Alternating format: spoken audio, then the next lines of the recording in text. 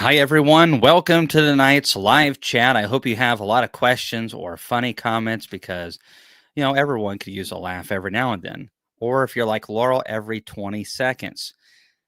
I got a giggle out of that. Fantastic. So we're off to a good start tonight.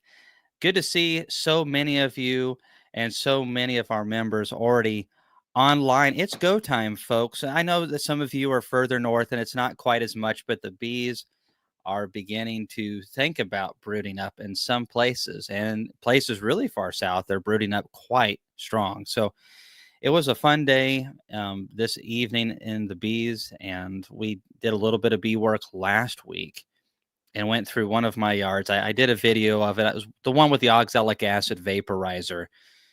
And it's just really nice to get 32 out of 34 colonies out of that yard. Very strong looking bees and a little bit of oxalic acid. No colony that I saw over there had any capped brood, but I did see a little bit of eggs, and one or two of the big ones had a little bit of larvae. However, going through some of the ones at my yard today, at my actual, backyard, there was a couple with capped brood in them, and they weren't even that big. And I've got a theory for this, why they're a little bit earlier here than in some of my other yards. Well, we extracted some supers late, actually, after the conference. I was so busy. I didn't get all the honey extracted that I pulled out of Wisconsin. And so we set it out, and the bees fed what was left over. And there was a few frames that were crystallized. I say a few, probably about 20, maybe 30 frames that were crystallized. And the bees have been just taking this away and hoarding it up. And then I've given them a little bit of sugar syrup. And we've been feeding Ultra Bee for about 3 or 4 days. We haven't had any natural stuff come in, but we are definitely seeing the bees wanting to brood here at the 2nd of February. And that means, we got to do what we can to help them with this first round of brood to be successful. So we are doing our best, and I hope you guys have some good questions. And thanks, Brian Reese. Let's go to the Expo. So on that note, I just signed a contract. I'm not saying the date or anything, but I know the date, and we will be announcing. I'm glad Laurel and I are on the same page. Yeah, Laurel, you're on the same page. Well, why is no one on my page? Um, I have no page. Okay, this is a first. I understand why I've been. Oh, okay, all right. How about you stop distracting me? You're very distracting, Laurel. Get out. Thank you.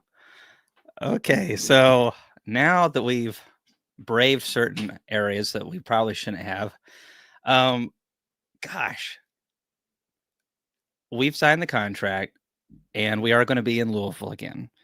So I will say that the date I will announce likely by this time next week. I'm thinking Saturday.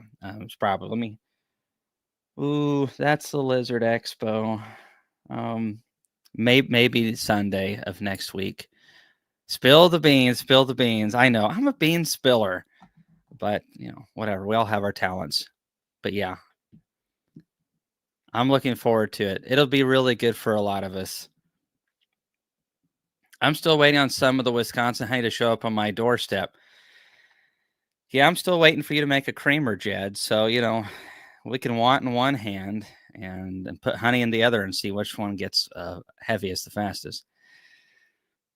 I think that's how that goes. Okay. All right, let's get to some of the questions here, Chris. All right, we got a couple already here. We'll start with Jason Powell. Hey, Jason, just finished making OA sponges. Is it normal to have a slight smell like a boiled egg smell or something? I use a stainless steel pot, wondering if that's normal smell. Yes. I don't know why it has that. It's not like crazy strong, like you can smell it from yards away, but when you get close up to them, you definitely can smell that. And I don't know if that's a reaction with the oxalic acid and the glycerin or the sponges or what that is, but that every time I've done that, that has happened to me and hasn't been a problem. So maybe I'll ask Randy Oliver next time I talk to him, and he may have a reason, probably a 10-minute answer on something really sciency that doesn't matter, but it would be really cool. Randy probably knows. Ooh, thank you. That is a pretty hard smash right there. I killed several today. It's just so frustrating to see dozens in some of these hives over winter with the bees. And on that note, as we start getting more mild weather consistently in the 50s, I recommend people start trapping early. You get them early, and it really impacts the long-term success of the small hive beetles. Instead of having 100 in those colonies, maybe you only have 25 because of what you did in March or late February. So something to consider. But yes, smash those small hive beetles. There are more effective ways to kill them, but man, nothing is satisfying. All right, next question, Chris. Hey, Richard. It is super late where you are at, so thanks for hopping on. Yep, back in Kentucky, back in the horse and bourbon, I suppose, state or something like that. They have a couple other attributes up there. There's some pretty good honey. We've had several good entries in our honey show from Kentucky. Kentucky always does quite well. Leslie, Kentucky, Jason Howard. So, of course, most Kentuckians and me have a lot more in common than we don't. I'm Northern Tennessee, and most of Kentucky is very, very similar. A lot of the same type of plants. Yeah, there's some variables, but most of my Kentucky buddies go through very similar things. The ones furthest up north are, 7 to 10 days behind me, something like that. Let's see here. Chris, keep feeding. Yep. Okay. Yep. Yeah. Sorry, I was letting you finish there. I got a question here from Joe. Update on nukes. Will you accept Venmo? Don't like PayPal. Hey, Joe, Venmo is actually owned by PayPal. So I don't like that one either. I hate PayPal. I hate Square. I hate Zettel. You know what? I hate all of them because they all have done me wrong in several ways. And I could spend 30 minutes talking about this, but I won't. Now, our nukes, we will be accepting checks on them. However, you got to get them in quick. We don't have enough nukes to sit around and wait a month or two for people to get us checks in, but that is an option. Laurel, if you would please send me the link for that. We are going to be setting up a PO box for that specifically, and so that will be coming soon. But yes, the order form is open. Anyone who wants to just go ahead and pay with a card, that's going to be through PayPal, and we have very limited numbers on all of these things. So I'm going to just have a few hundred of mine. I know that sounds like a lot. That'll go very quick. And I'd say that we've already got 100 of them sold. At least 100 of them sold. So we are going to sell some overwintered nukes from some of my buddies. And I do have some overwinter nukes myself, and they'll be actually in a wooden nuke box. And that's going to be a separate order form. So I'm going to have 2 order forms this year. This will be the last year we do that. Chris, can I go ahead and tell them the news? Do you want to tell them the news? Either way, sure. All right. Super excited. A lot of you guys who have followed us consistently know that Chris has been working with us for a while. He is going to be officially coming on board full time February 15th. And so we are extremely excited. I'm extremely excited about that. Chris has worked with us for years on the side, and that might not be generous enough. He's definitely done a lot. So what do you want to show me, Laurel? Yeah, that's the right one. And yeah, sounds like someone needs a website. Absolutely. We need a lot of things: therapy, websites, more therapy. And so Laurel's like, yeah. So Chris is going to be helping us integrate all the technology to make it convenient and easy. And also for you all to be able to access information that we've produced in the past and we are going to produce in the future a lot easier and more concise. So I'm really looking forward to Chris coming on board here shortly. And thanks, Chris, for being with us tonight and helping me out. This is the part, Chris, where Yeah, you you got say, it. Yeah, yeah. yeah, I'm yeah. sorry. Yeah, yeah. Thank you. It's Just been a fun adventure. Sorry, I'm like 6 things over here. Yeah, That's it's all been a right. fun adventure. You banning I'm somebody? very grateful for the opportunity that you and Laurel are giving me, and yeah, we're gonna have a lot of fun and kick a lot of butts, Hmm. and we're gonna keep on the hard work, put the pedal to the metal. So We are. There's a lot of work to do, and I apologize that we're constantly behind, but we've taken on so much between the conference and the YouTube and doing some stuff for the industry behind the scenes, and then trying to be beekeepers as well. And we're just learning so many different things. And Chris is really going to be able to help us out a lot. So right now we have 2 order forms. And if you want the overwinter nukes, these are going to be early. We're talking like March bees, probably like the second week, maybe the third week. We're going to have to see how the weather cooperates, but I'll have those dates soon. And then we'll have our spring bees available that will be raised this year. They haven't been raised yet, and those won't be available to usually the last weekend in April, and then around the first week of May. And so those will be available. But if you're wanting to get a jump on the season in a wooden nuke box, then those are like 215 each, and we'll get them so early. If you have comb for them, or if you're up north, there's a good chance they're going to pay for themselves in honey. So I really know the guys that produce those nukes, and Laura and I go through them multiple times before we go to their places. We select only the nukes that we want, bring them up here, and then we evaluate them like 2 more times before they actually get into your hands, ensuring that they're the quality that we're comfortable giving folks, and that they're really powerful colonies ready to go into a bigger box immediately. All of our nukes will be ready to go into a bigger box. When you get a nuke from us, it is exactly what you paid for, or we make it right. And it's just that simple. All right. Rainier's got Questions. jokes out here. Rainier's There are got some. jokes. Oh Yeah, no. there's some jokes. Yeah, here's Rainier's joke. Um, Yeah. Well, they won the we first one lost. with this expanded playoff. Ohio State's now not allowed to win one for a couple of We years. just lost our offensive coordinator and our defensive coordinator in the offseason. So now we know what it's like to feel like Nick Saban has for a decade. So, Yeah, we do that every year. real quick, do you want to touch on? I've had a couple people ask me, and I've seen a Mhm, couple people too, about Ohio bees. Do you have any info you want to release about that yet? mhm. Or if not, I just wanted to cover that. Somebody asked. Yeah, so I'm working on that date. We are going to have an Ohio pickup, and as far as the date goes, it's probably going to be late April, early May. And I'm still working out the logistics because it is a little bit further away, and so there is more to think about. But we are going to be bringing nukes up. These are not going to be the overwinter nukes. These are going to be the nukes produced later, and they're spring nukes, overwinter nukes, and then spring nukes. And they'll be 198. We'll be bringing them up there, and they'll be ready to rock and roll. And so we will have those available. The delivery will be right around Chris in the Toledo area of Ohio. And if you're getting a bunch of them, we can work with you on price. And anyone here that works with a bee club or anything like that, we can work with you on a price or a discount for that as well. And so if you have a bee club that wants 30, 50, 100, hundreds, all that, Dave and McDade, will you get yours delivered? Nope. um Definitely not you, Sorghum Boy.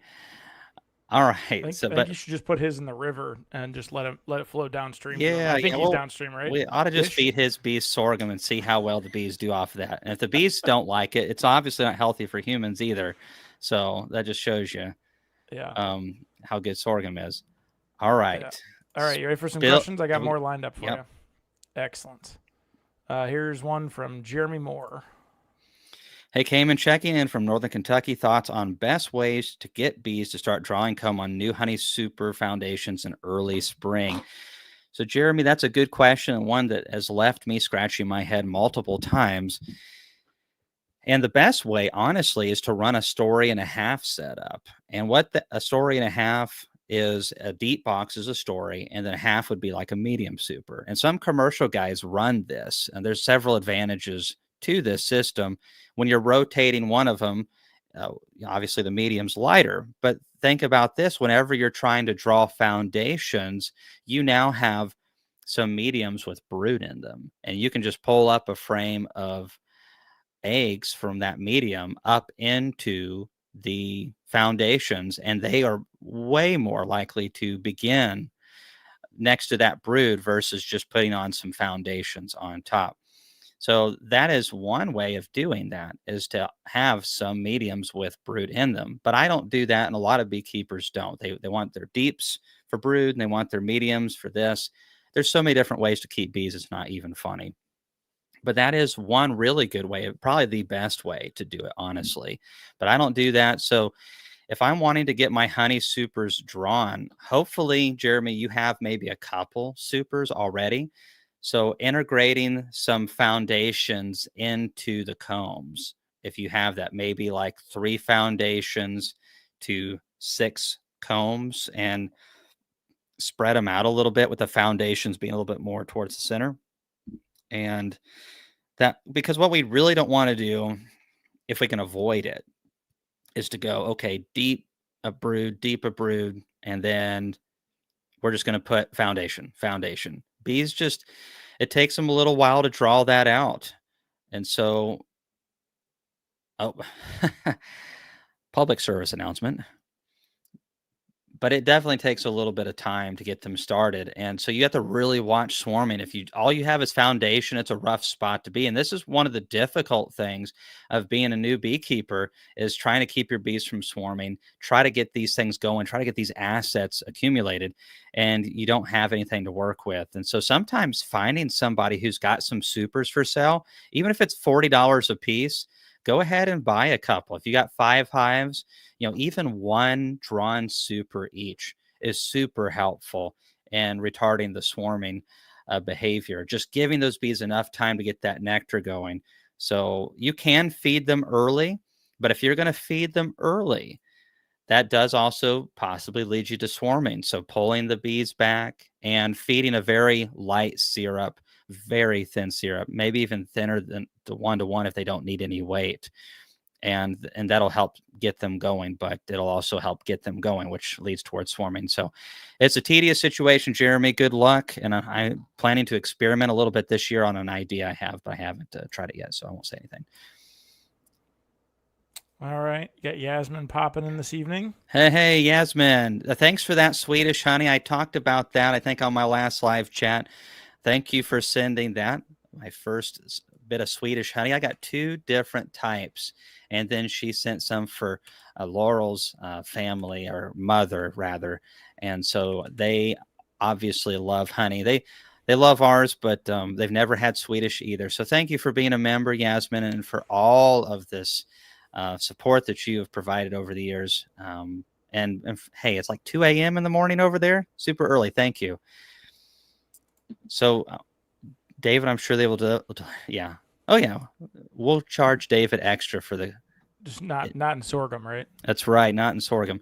Can I use something like Flex Seal to paint a first coat on my boxes? I don't. Maybe you could. I've never heard of anybody doing that. Now, I have painted a lot of boxes, probably close to 1,000, I would say. And if you give them a really good primer coat on the edges, those corners, and where people really get rot the most is on the lips, where the boxes touch each other at the tops and the bottoms. Water sits there. I mean, we're talking, I want that undercoat of the primer, and I want 2 coats of paint in those locations. If we're trying to get 15 to 20 years out of a box, you've got to get these sensitive places. Maybe Flex Seal's a good idea. I have no clue, but you totally can still get 15 years, 20 years out of a painted box if you paint it really good the first time, and then make sure that after a few years, you're coming back and maybe hitting it again. That's why I hate painting. But I have some painted boxes that are about 15 years old, and I've wax dipped them now, and I don't have to worry about it. But I don't know about Flex Seal. If you do it, let me know, please. We want to know so we can get our flights and hotels reservations as soon as possible. We will definitely be getting that so very fast to you. And we are very excited to have Jeremy Lindsay helping us this year with hotel as our hotel coordinator, and he's also been our like trade show coordinator. So if you see a tall Southern boy running around and barking with a drawl, that's usually Jeremy. Super nice to get along with until he's not, and he's going to be helping us get the hotels locked down. And so we should have information that we normally don't have till late summer.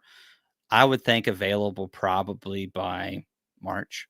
We'll have definitely the dates long before then, but hotels possibly. Sometimes the hotels won't let you book and prep and get rates that early, but I'll do the best that we can. Okay, all right, come on, Chris, you're killing me here. Now, of I'm course, just making.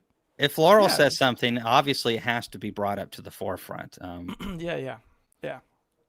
David McDade, he doesn't even have bees yet. And he, by the way, for those who don't understand what is going on, David has been helping us at the Expo as one of our volunteers for multiple years, and he does pretty good work. It's just sometimes he talks too much, and look at me, the pot calling the kettle black. All right. I had someone say I talked too much today on my YouTube video. Oh, wow. All right. Sorry, hold on. Here's a question from Richard. My bees propolize the holes on the beetle traps. Any suggestions? Good bees propolize.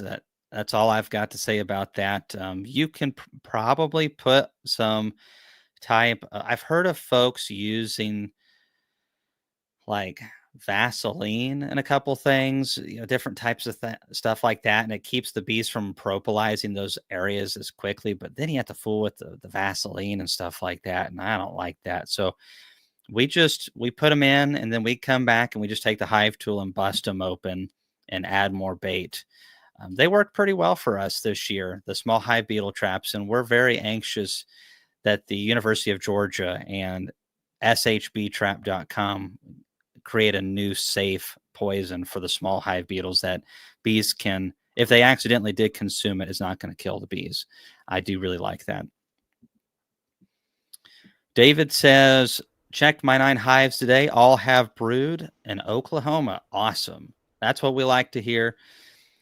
And for folks who've lost hives, hey, I've lost hives this year. I always lose hives. I expect, especially when you're running bigger numbers, 30%'s totally sustainable. If you're splitting properly and you have really strong bees, if you have young queens and they're clean and healthy and they're all really pumping out the brood and very strong, you double, triple your operation in a year, no problem. And you sell some of those off and you keep a couple back for insurance. And yeah, you'll lose a few, but that's just how nature works. And, sometimes you have a really good year and you don't lose a whole lot. For me, 32 out of 34 in a yard, I mean, I will take that every day of the week. And that's super exciting. So, but those of you who have lost bees, don't be discouraged. Part of the process of getting there, and not every year is as easy as the next one. All right. You got a link here, or excuse me, you have a question here from Randy. Hey, Randy, if we filled out a form, do we need to go ahead and make payment? Yes, that's what Laurel wants to do. Either send us a check. I know we don't have the address on there. We are planning on getting that locked down tomorrow. Or people can pay with a card. But yes, that would be ideal so that we can make sure that we have you on the list and stuff like that. That's the way Laura wants to run it. So we give everyone a little bit of time. You fill it out and stuff, but you should be good as long as you don't wait more than a month. And I will get on that address if you guys want to do the check route. And as far as the overwintered nukes, has Laurel posted the links to those?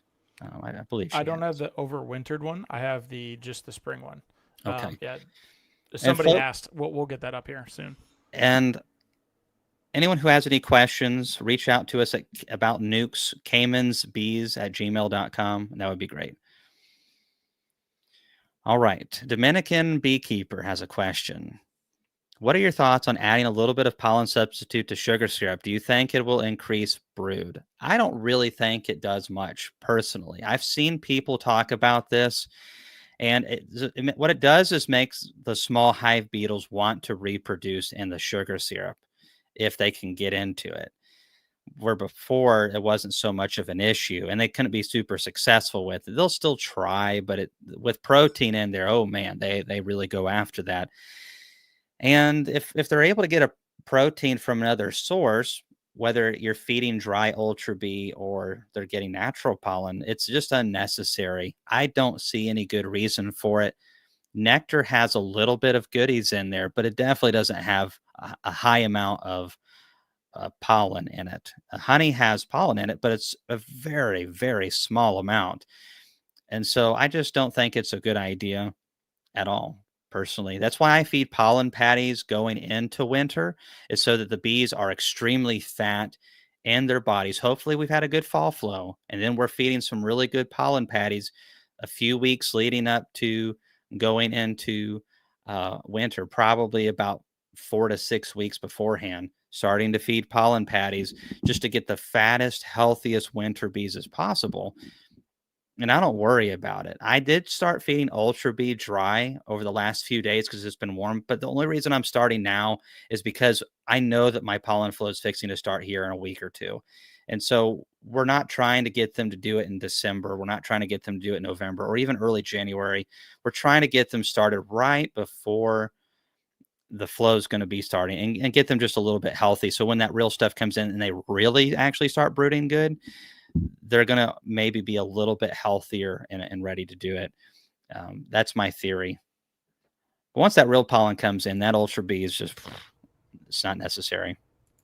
The All right. pollen, Go ahead. Sorry. I was going to add one thing. The pollen patties, people ask, because I talk about them a lot and I do really like them, but do you need them? No, sometimes you don't. If your pollen flow is the maple flow like mine is, and it's February 14th, and every 5 days or so, you're getting good flying days you're getting 1 or 2 flying days, and the bees are able to just go out and get tons of natural pollens. There's no need for it. This is for when you get a pollen flow and your bees are going to brood up from that real pollen every time.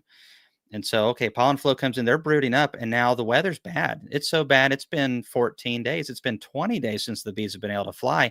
That's not good because they can build up a good bit of brood in there and then run out of resources, and then they'll just cannibalize that brood and cancel it or run themselves out of energy they run out of sugar or honey in there. So that's the pollen patties are supposed to help during crucial periods. They really aren't a substitute. They're a supplement.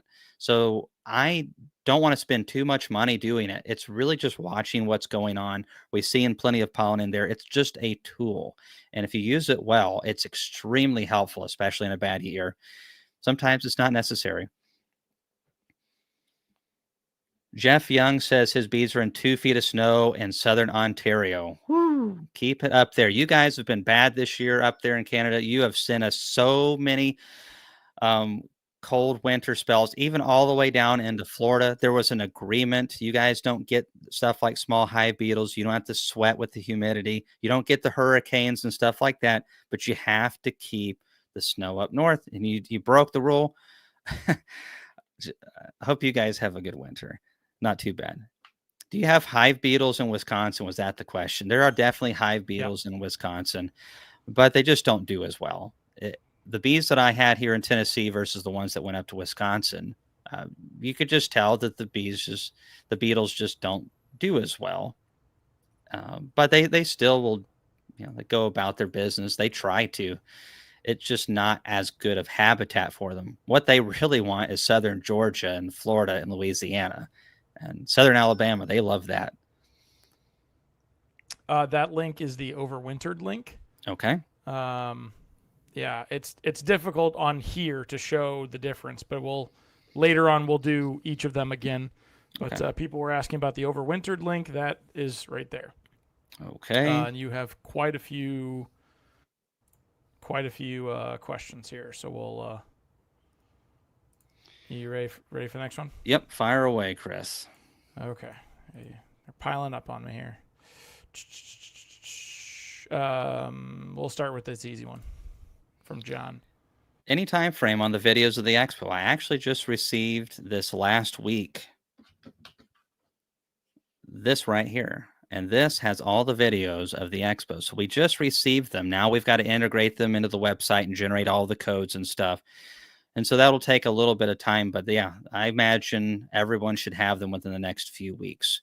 So please give us to the end of the month to be a little generous. You may receive them before then. It's going to be coming to you through the Bee Expo, like the email that when you bought your ticket, whatever email that you used for that, that's what it's going to be going to. And so we will be, once we start sending those out, we'll be announcing it in our Facebook group, the North American Honeybee Expo. I'm sure we'll do another live chat. I'll mention it then. And they look really good. I've only got to watch a couple of them so far, but so far I'm loving them. I didn't get to listen to any of them live except the ones that I gave myself. And I did MC one. Those two, it was fun though. I really enjoyed it. I hadn't done a speaking session at our expo or any conference that we've done since the second one, I think. Maybe not even that, maybe the first one. So that was different. People asked and I did it. And my voice made it all the way through. Surprise, surprise. Miracles do happen.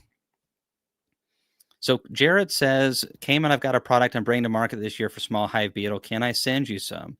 Email me at caymansbees@gmail.com, Jared, and let's talk about it. And yeah, you can send me some. We'll give it a shot, and we'll go from there. So here's a question, Chris, from Steve. I know commercial, you generally use pallet skids. What height would you recommend for small 7-acre, 10 colonies? Right now, my main hives are about 12 inches to the ground, but adding 5 more this spring. You know, that's a good height, really. There's a fine line. A lot of it depends on how tall you are. I'm 5'6", so some of these guys will have stands that are 16 to 20 inches off the ground, and I usually do 5 medium supers on a strong colony. If you have a double deep under that, you're going to need a step ladder if you're my height to get the top box off, and so that's not very exciting. I like mine more around 8 inches to 12 inches. 12 inches is probably more ideal because it does prevent skunks and stuff a lot more. But I'm going to palletized hives, and I also, most of the time, the supers aren't on. So the height isn't too bad of an issue. But yeah, I'm actually fixing to go to 4-way pallets for everything, except maybe a few on the side that I'm experimenting with. So what I'm planning to do is put a pallet down to take the abuse and the rot, and then put the 4-way pallets with the bees on top of that. And that'll probably put it somewhere around 8 inches, 7.5 inches off the ground. And that'll be a really good height for me. Not Chris Medeiros and some of you other guys. Not Randy McCaffrey either. So it just depends. All right, got a question here from Brittany.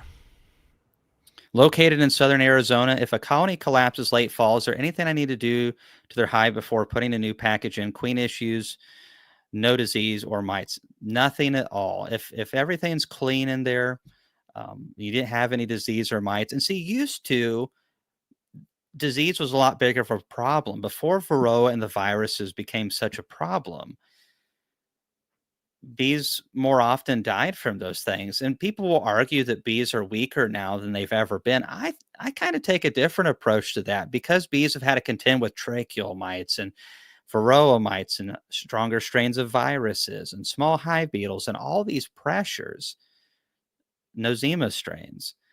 The bees that we have now are typically not getting to the point where they're dying from these other diseases so much. So if there's nothing crazy going on in there, like if there's a bunch of dead bees maybe that you can easily brush off, then do that. But if there's some that are dead down into a cell, just let the bees take care of it. They'll do it way better than you can without damaging the combs.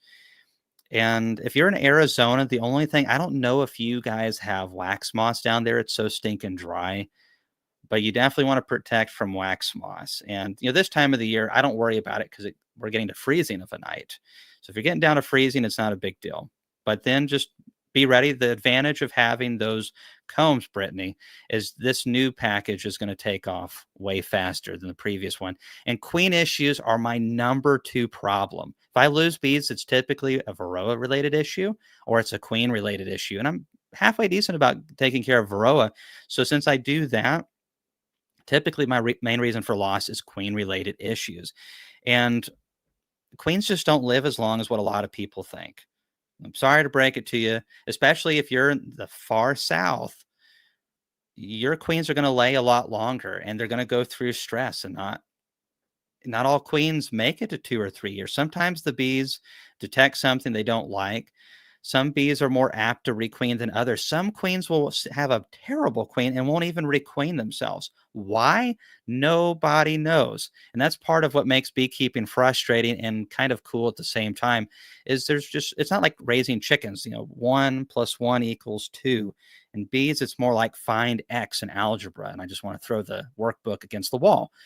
So one of the best things that you can do, Brittany, and anybody that's watching, if you want to be sustainable in beekeeping, is really try to have a backup plan. Bees just don't live that long. Sometimes you'll get a colony that's good at requeening itself, and they'll live for years, requeening themselves without you having to do some stuff. But that's typically not always the case. I don't find that super often. And if we're wanting to actually sustain our numbers, then we need to go, okay, my number is 2 hives. Well, maybe we need to have 3.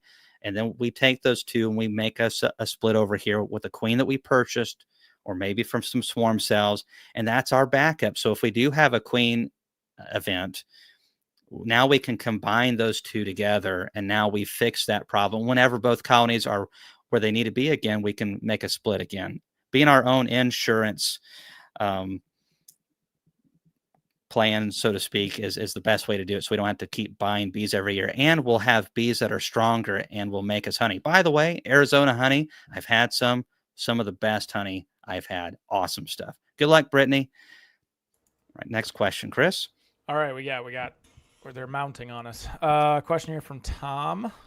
Hey, Tom, tell your wife I said hello. Cayman, have you talked to the team from Naroa Greenlight Biosciences about the new products getting ready to launch soon? The research was done here in St. Louis from one of our own, Jim. I have talked to them, and they're a super nice bunch of fellas. That's one of the cool things about being able to run the expo is getting to talk to these people in person. And the last I talked to them, we were talking about maybe trialing some stuff here. I need to probably touch base with them again. Everyone gets so busy, especially with all these darn expos and conferences this time of the year. And so, but yeah, I've never tried it out. And I've talked to a couple people that have, and some of them are like, oh, this is really exciting. And some are like, I don't know about this. So just like with any new product, it usually takes a couple of years to figure out what it is and what it isn't. But I'm anxious to see what it is, and I'm excited. Personally, we have a lot of new stuff. We have the Varoxan, we have this product, Naroa, and we also have the Ape Vera. And some people are like, oh, another gimmick and all that stuff. You know what? It must be miserable being so pessimistic all the time, because part of the way to get better things is trial and error, and you're going to make a lot more mistakes than you will make successes on the way. What we need is for accountability, and YouTube is a great way to do that, and communicating is a great way to do that. If these companies serve us good, let's give them our money, and if they don't, let's inform each other and nicely move on. That's the way I view it. Gigi had a little put in here about Randy's queen ring. In one of Randy's sessions, he said that he figures the queens are worn out after about 1.5 years of nectar flows. So you have 2 strong nectar flows each year. It may be time to requeen. And I would agree with that 100%. I rarely see a queen perform well after that either. And some get replaced by the bees quicker, and you just never know it, and they're successful with it. And a lot of it depends on location. Some places are better about bees getting requeened. If you're in an area with a lot of dragonflies, that's going to lower percentages possibly. Red tanagers. What I typically see, though, is colonies that try to requeen themselves in spring and early summer when it is truly ideal. There's lots of healthy drones. they usually have a pretty high percentage of success. The problem is when we have colonies that requeen themselves or need requeened in July and August, and I'm in dearth and there's robbing and there's stress, the percentages go way down. So, variables there, but Randy would really know probably as much as anybody. And again, a lot of it depends on location. If you're in a place where your bees don't brood as long, you'll probably get a little bit more out of your queen. If you're in southern Florida and California, your bees are going to lay a lot more throughout the year. And I want to say a big thanks to St. John Coleman for saying this about our nukes. We do try to give people exactly what they pay for. I've been shafted multiple times in the past when I was a new beekeeper and getting nukes, and it's really frustrating getting bees. Um, because you only have one spring flow. At least I do. Maybe if you're in Hawaii, it's different. But for us, you have a shot to build them up. You only have so many months to draw comb, and you really want to be able to give yourself the best opportunity as possible and give your bees the best chance of that. And we want people to be able to be successful with the bees. So I appreciate you saying that. And that is definitely our goal right there. We have had a lot of people, especially who buy our bees from Illinois, Ohio, Wisconsin, because they can get them so much earlier. They make honey off of them a lot of times if they have an average year, especially if they have drawn comb. And we love that. The idea of being able to buy some bees and at least getting them to pay for themselves for the nuke, that is something I love that idea. You had a little input here from the reindeer himself. All right. For those of you who don't know, Reindeer's Bees is the YouTube channel. Rainier a few years ago was with our next gen program. Now he's one of our staff at the Bee Expo and works for a commercial company and runs his own bees on the side. And so I think he's 19, something like that. He acts like he's 12. So, whatever. Age is just a number. And then there's me. I act so mature. My company was a part of the trial. This is in reference to Naroa, which is RNAi that just targets varroa mites and makes it to where they cannot reproduce successfully for a while. And that is as what that is. My boss said he would buy it as long as the price is low. He has seen good effects from it for many years. Awesome. Well, good. Thanks for that feedback. And Rainier's boss, from everything that I've heard, sounds like a really cool guy. Rainier, you need to get him. You're going for 10. Well, almost there, man. Try harder. And we need to get your boss to the Bee Expo. He sounds like he would be a great addition. We definitely love these guys who have been doing it for decades. And just, he sounds like someone who just loves beekeeping. That's what the Bee Expo is for. All right. Question here from Dave. Hey, Dave, thanks for being one of our members. If we filled out the form and can't make the date, what kind of window we're wanting to stay in for pickup? So we are, semi-flexible. We have a couple different dates. So like for our spring nukes, right now it's April 26th. And then we have like the next weekend. We really need people to stick to that. So, it might just be a week late, week earlier, something like that. We'll work that out with you guys. But April 26th, and I believe it's May 3rd, something like that. Whatever that Saturday is, or the 2 pickup days for spring.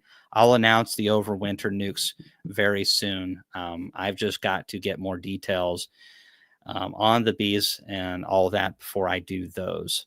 But we'll try to work with you, Dave, as much as possible. We're pretty easy to get along with. As long as people don't mess with us, we usually just make it work. Bees, we understand, sometimes weather happens. Heck, we could have a tornado come through. So with Chris on board, that's one of his things that he's going to be helping us with, is helping to keep really good communication with everybody so that it's a good experience. All right. Next question up here from Alex. Hey, Laurel. Hey, Cayman, I appreciate you answering questions. What is your favorite way or most efficient way of raising queens for maybe selling or requeening? Hey, Alex, I really like the Michael Palmer method. There's so many different ways to do this. Bob Benny has a good video on it, and it depends on how many you need to raise. But if you're wanting to raise queens for selling, I personally like a queenless starter. as opposed to a queen right starter. Bob and several others use a queen right starter. Um, and then there's starter finishers. Bob's got more of like a starter finisher setup. Mine is just a queenless starter. I mean, just powerful bees. Michael Palmer is really the one that I learned a lot from on this. And we just take several frames of capped brood. We're not trying to raise queens like the next day. So could you get me some water, please? Thank you. So what I want to do is I need nurse bees. I need nutrition. I need excess. This raises the best queens. And typically what we'll do is we'll find a colony that's really just wanting to swarm like crazy. And we're like, you know what? We just can't hardly keep these guys from swarming. And we are going to pull everything that's young brood and make a split with it with the original queen. And then we are going to leave plenty of food on the edges. This is a 10 frame box. So we'll have a couple frames on the edge that are honey. And we definitely, the bee bread is the most important thing. The proteins, it's kind of a twofold. You gotta have plenty of nurse bees and plenty of bee bread to eat it and consume it. But you got to have that protein. And you want to have one frame of bee bread up against the cells at all time. When they're feeding those queen cells, they need to be able to go right from that to the bee bread and back over. Hopefully you have a pollen flow too. Even if you have one, I go ahead and feed a pollen patty anyways. And we feed a little bit of sugar syrup. And now we collect our own pollen with the Apame pollen traps. And so we'll make special pollen patties just for these starters, queenless starters, so that they're getting pollen patties that have real pollen in it. And we'll use our own honey too. Honey makes great pollen patties. And so you just mix that up and we just excessively feed these things. And then we shake bees from other colonies in there. We'll go to this colony, the next one, and just shake nurse bees in there. Make sure we don't have the queen. And then we might add another frame of capped brood or two. And now we're going to leave this alone for a few days. And we're going to come back and then I'm going to cut down any queen cell that there's going to make in there. We don't want them to be able to raise any queen cells at all. And so it may take a few days, but we have all of these super well-fed bees that are getting more fed by the day. And we have emerging brood that are going to be producing cells. And it's a very powerful colony that, I mean, just overflowing with bees. And then I just start grafting like crazy every day. Once I get this set up, I can graft 45 cells. You could do more than that. I don't like to do more. I'm more quality over quantity type guy. So every 24 hours, I put a new bar in there, 45 cups, and I come back out 24 hours later, graft again, put that one in there, pull this one out. And now I'm going to put this into a queen right finisher. So I'm going to go to a super powerful double colony. Double deep colony, excuse me. But we're going to have the queen down below, a queen excluder in the bottom single box with plenty of room to lay. And I'm going to put those cells in the second deep box, and they have to have tons of nutrition as well, tons of bees. And there has to be a frame of pollen next to those cells. And then I'm going to feed them pollen patties also.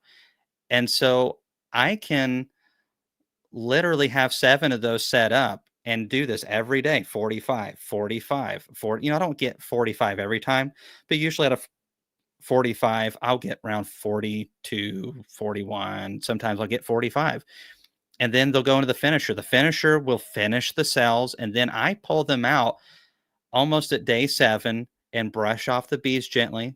And then I put them in my incubator. And so now I can reuse that finisher. But we need to make sure in that finisher we have a frame of bee bread next to it and a good frame of really some larvae would be good too on the other side. So there's lots of nurse bees being pulled up into that. But yeah, I mean, if you wanted to, there's a lot of different ways to raise queens. That's the way I do it. It's hard to explain through a chat, but I mean, you can make cells like crazy with just if you had 8 really powerful colonies, oh man, you can make lots of queens. But now you got to have mating nukes to put them in. And then you got to wait. And so that's the reason we really don't sell queens by themselves, because there's a lot of work that goes into raising one queen. And then, you charge $30, $35. It's just really not worth it when you could sell a nucleus colony for $198. That's what we are this year for spring nukes. And it's great because you don't have to put them in a cage either, which is really ideal. I love queen cells. Drop them in, let them go, mate, come back, raise that colony up. I love it. All right. Next question, Chris. Sorry, I got a little long winded as usual. You're fine. I'm just trying to do my best answering. Anyone who's come into the chat last and like Josh here asking about tickets for the expo and dates and everything else, we'll circle back to that here at the end. I'll continue to answer you guys as we go. So a couple people asked about purchasing speaker videos from the conference if they didn't buy tickets. I told them that all of that information would be coming out in the middle to end of the month, and all the information on that would be available then. So. Yeah, and we definitely will have those available again. What we do is for an individual, they're 75. We're not going to raise the price on those. And we do really appreciate everyone who helps us that way. These videos are extremely expensive to produce, and we are planning to invest more into some new things this coming year. I cannot say at this point because it's not just our expo that would be involved with this expansion. I think it would bring a ton of value to every individual who comes and anyone who enjoys the videos in the future. So we are definitely looking to make it even better than what it already is and more broad. But then we do ask, and it's more of an honor system. Anyone who is wanting, like a bee club that wants to use these videos to play, they're fantastic quality for a bee club who wants to hear a lecture from one of our speakers. But we do ask that the club pay 150 since there's a lot of people in there, and obviously it's like 30 hours or more worth of stuff on there, so it's quite a bit. But yes, that will be available. Chris, Mike Shelton says he's looking for the link to get the overwinter nukes. Yeah. I posted that for him already. Okay, thank you. You're an hour behind. I'm not an hour, but fairly close. You're good. We'll repost both of them very clearly later and make sure you guys know which one's which. We'll do that again here in a little bit. So. I'm going to go with this David question. He's from Middle Tennessee. How much capped honey would you want to see right now before starting to feed? So even if I have plenty of capped honey, David, I'm going to probably feed just a tiny bit anyways, because honey is a hardtack to bees. Thin syrup and thin nectar is better. It's really good for their gut. It stimulates them, not just for brood rearing, but also hygienic behavior, flushes stuff out of their system. We don't need to necessarily add poundage. And I feed this time of the year not to add poundage, but to just get the bees healthier. Whenever they hit that first nectar flow, they always look better. But if you give them a little bit of feed, it could just be a pound per colony. It really helps. So if the weather's good for several days, give them a little bit of feed, even if they don't need the weight. Just even a quart would be fantastic. And it can be 2 to 1, 1 to 1. Some people say not to do it. If it's a strong colony, they don't care. So how much capped honey, though, would I like to see? If it's a strong colony that has 7+ frames of a cluster, a strong colony, then I don't want to see anything less than 5 to 6 frames. If you have 2 or 3, it's not like they're going to starve tomorrow. But what many people don't know, I'm fixing to share with you, is most of the food expenditure is not November, December, and early January in Tennessee. It is in February. Once the bees start brood rearing heavily, now they have to really pour out the heat to be able to keep that brood at the right temperature through all those cold nights, and they're going to burn through their stores rapidly. And bees know what they have. So if they're tight, even if it's enough for them to survive, they're not going to go full throttle and rear the brood that they should to be able to make a big, powerful colony that could be split multiple times or could make the biggest honey crops. And, so you definitely, with a big colony, you always want to have at least 3 deep frames on the low end any time of the year. And if you see, you just go ahead and feed. There's fondant out there, there's sugar bricks, but on warm days like this, you can get Pro Sweet from Man Lake, you can get the Turbo from a Hilco, and that's like a 3 to point something to 1. It's almost honey thickness. You can just invert that, put that right over a cluster with a jar, And if it's warm enough for them to suck it down, it's not going to hurt them. It's not going to add moisture. They don't even have to dehydrate that down. So, Hive Alive just came out with these pouches that you can feed in the winter, but it's basically probably like a pro suite where you just poke holes in it, they suck it down, but it's almost honey thickness. So you don't have to worry about moisture issues. So there's a lot of stuff out there about overwintering and humidity and stuff, and some of it's factual and some of it is absolute nuts. But people err on the side of caution, and I get it. But that's sometimes it's just too much. All right. Okay, I got a lot more for you. You ready? Okay. Feed me. We'll keep rolling here. Question here from Sean Smith about small hive beetle traps. Oh, the Guardian beehive entrances. Yeah, so I haven't tried those personally. I have a lot of buddies who have, and I've seen a lot of this kind of stuff in the past.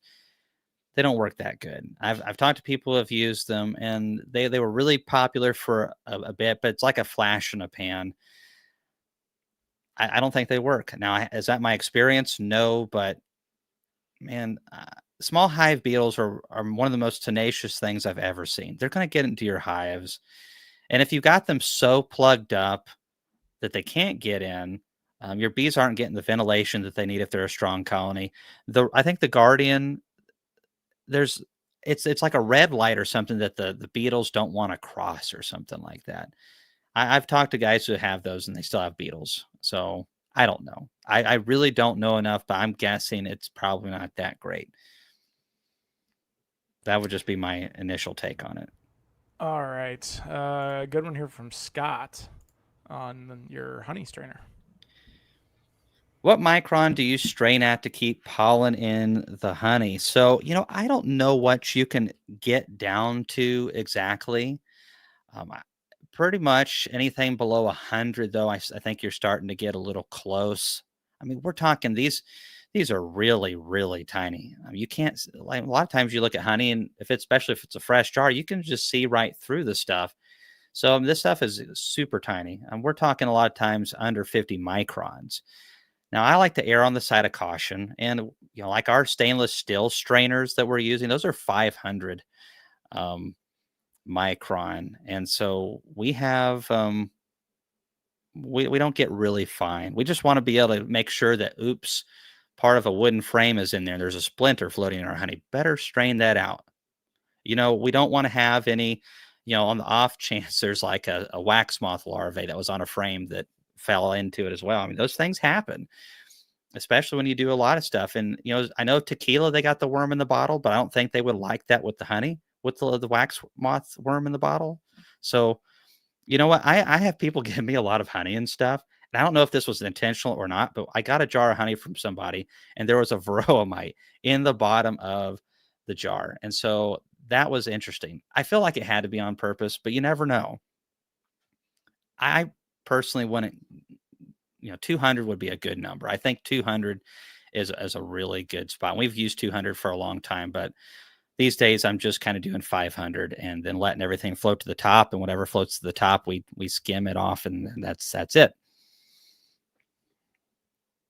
By the way, on that note, anyone who saw our post or saw them at the Bee Expo on those Arbor Fab stainless steel screens that we're going to, I love those things. It's my personal review. They're made in the USA, and they're stainless, so they are expensive. But I mean, they'll probably last who knows how long. I'm fixing to find out. They're very heavy duty. And the 55-gallon drums, they have one for plastic, one for the regular drums. They're like $200, but they are tough. And I've gone through so many of the nylon ones. They wear out so fast when you use them a bunch. So I talked to them the other day because we made that post. Well, thank you, Chris. You beat me to it. And you have to spell it just like that, but you do get 10% off. I called him. I said, "Hey, well, no. He reached out to me because we had made the post about it. I was just showing people because people asked me questions about it, and I really loved it. I ran about 6 drums through them, and they worked fantastic. Very easy to clean out. Just spray them out real good, and put them back on. And then heavy duty with a nice handle. I'm able to pull them up. you can have them drain off the sides. I love that because I can fill it like 4 inches full, and it drains off the sidewalls into the bucket or into the barrel. So he reached out and said, "Hey, we do, we're willing to do a discount for you. So Bee People 25, you can get 10% off if you want one." Just wanted to give you guys a heads up on that. All right. And they're probably the nicest Michigan folk, and that's like the highest amount of praise I can give somebody is that they're nice Michigan folk. Nice Michigan people. I'm sure they're not Wolverine fans. I'm sure they're probably like Sparty fans. Or Oh, something yeah, normal, yeah. so. All right. You had a lot of questions. All right. Freedom apiaries for Pat. When or should I swap my deeps if bees are mostly in the top deep? Eastern Tennessee. Hey, Freedom Apiary. So swapping is an art form. It can be really useful when the bees need it. And then if you do it the wrong time, it can set your bees back. So I want to wait until I have a bunch of brood in that top box. So if they're in the top box and I've got like, oh man, there's 5 frames of brood up in here, 6 frames of brood, and there's plenty of stores and the queen's running out of room to lay. Some queens are good about going back down and laying 2 or 3 more frames of brood, but some don't. Is it the cluster size? I don't know. Bees are weird like that.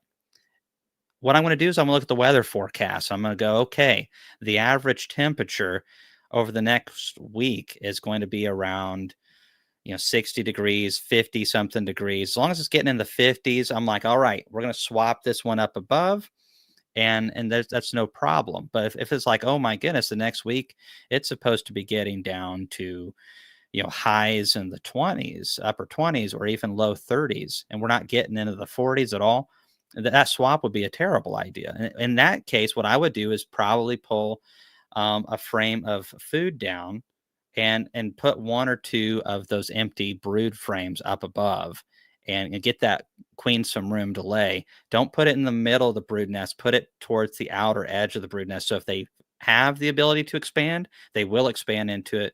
But especially in cool weather, we don't want to violate that cluster around that brood and maintain that integrity. But if we have 7 days of warm weather, it's just fine because in 7 days, so much of that brood is going to emerge and cover space. So switching boxes, and it's not just about after coming out of winter. Sometimes I do this when I come across a split that I made, and for whatever reason, it seems like it's a good thing to do, and it's summertime. So it's a tool the beekeeper can use at his or her discretion. All right. A great question here from Gene. You can set the record straight on it. Dryer sheets for small hive beetles, do they work and how? So they can. Certain ones work. Swiffer sheets typically work better, is what I've seen. I prefer Dynamax towels by Brawny.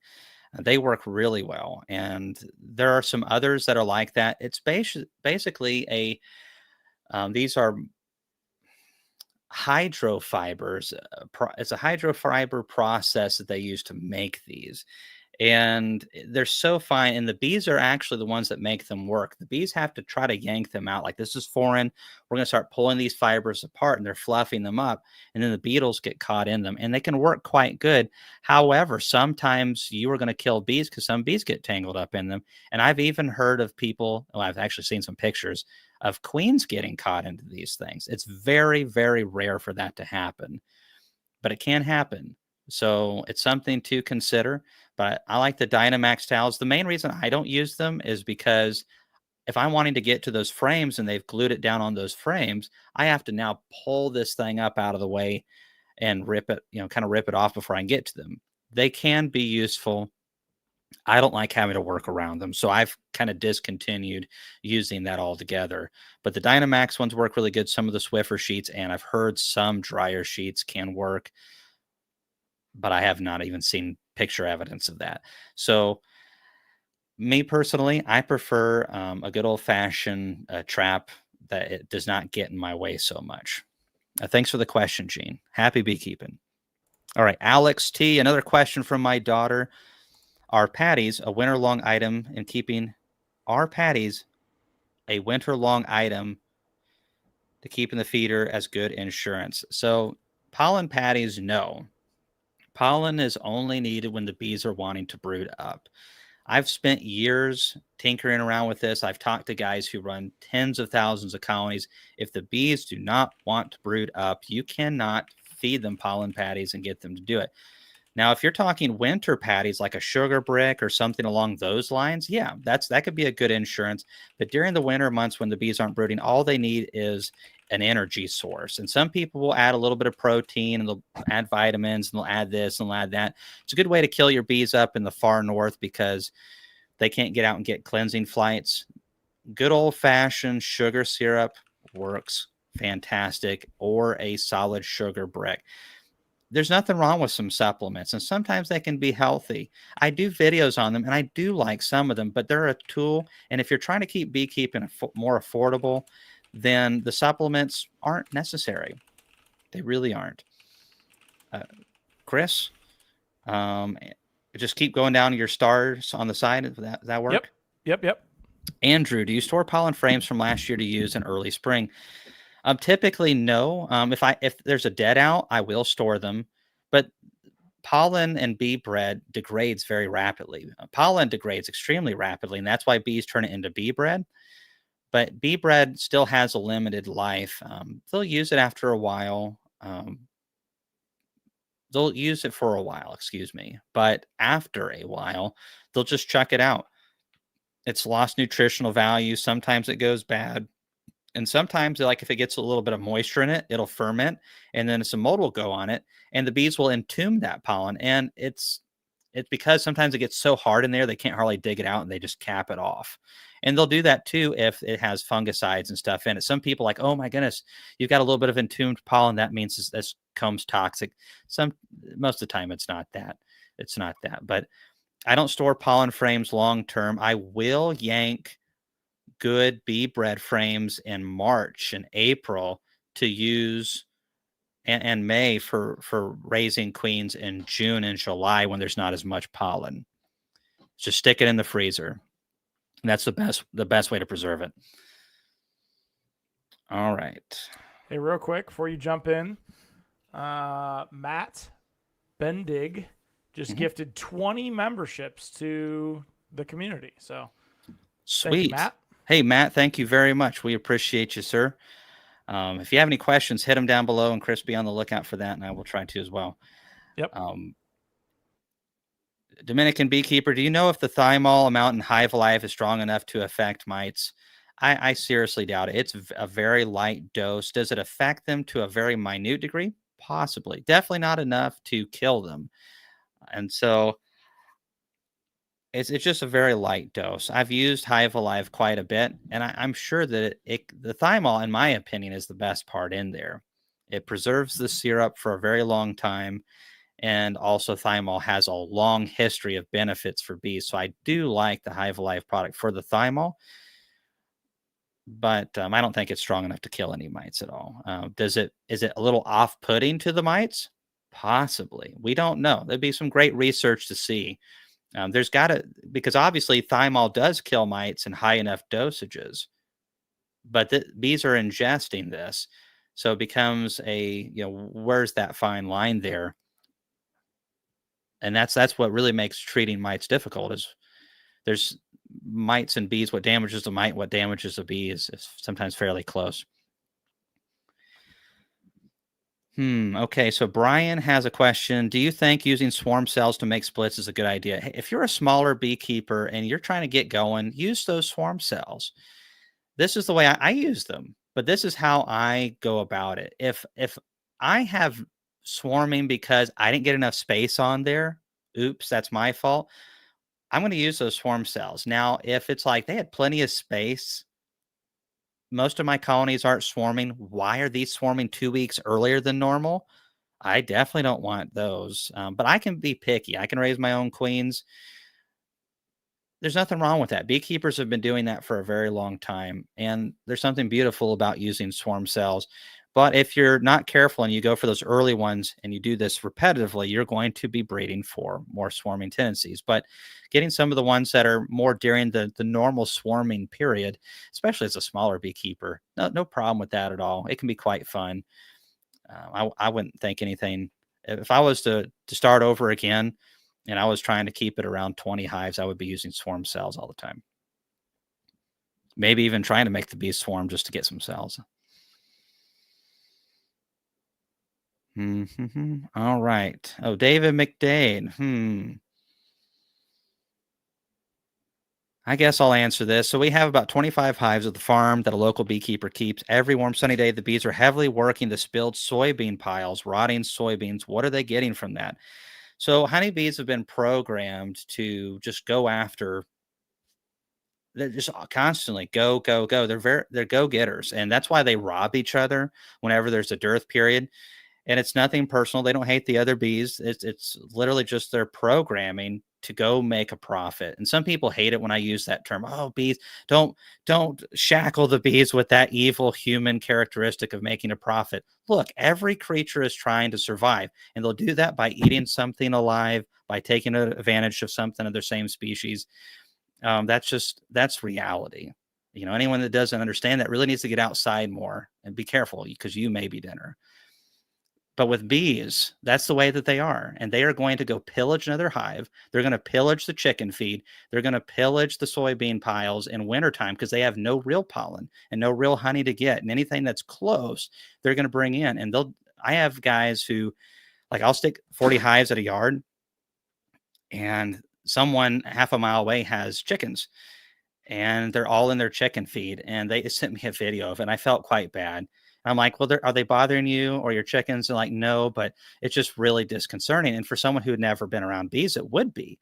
And so I gave them a jar of honey and said, hey, this is going to go away very soon once the pollen flows start. And it does. It really only happens from about late October to February. And most of the time, of course, it's too cold on some of that for the bees to do that. But they now understand why. The bees go, and it's similar. They can detect the small, fine grains, and they'll pack it in their little pollen baskets, and they'll haul it back to the hive. And then somebody's going to do, who's doing QC or whatever, is like, what's this crap? Get this out of here. There's Italian bees, get it out of here. So anyhow, but bees are just trying to do what they can to support the colony and help them out. And they'll just pillage all kinds of chicken feed powder and all kinds of stuff. And I remember seeing a YouTube video of a guy who made his own pollen sub, and it was a terrible recipe for bees. It was missing so many amino acids for bees, so much fats and important ingredients. And he's like, see, since the bees are going after it, that means it's a really good feed for them. And that's kind of hacks we used to have on YouTube. And yeah, bees will go after anything that time of the year. You can throw out some wheat flour and they'll go for that too. All right, off my soapbox. David, you always bring out the worst in me. David Hunter, hey, thanks for being a member and for supporting our youth program over and over like you have, and for helping us pack the bags for the expo. That was a big job, and those were heavy. We're not doing magazines ever again, David. That was insane. Those were quite heavy. I appreciate it. You helped me out quite a bit. My back was starting to hate me. Yeah, Cayman, if you want to keep rolling down that starred list, I'm just putting them in there. All right. You'll see some of them have been mentioned already that we've jumped to, but more or less you're gonna find we got. South Cumberland Mountain Bee Works. How hard is it to get drawn combs, mediums, if you checkerboard them? Well, it can help a little bit.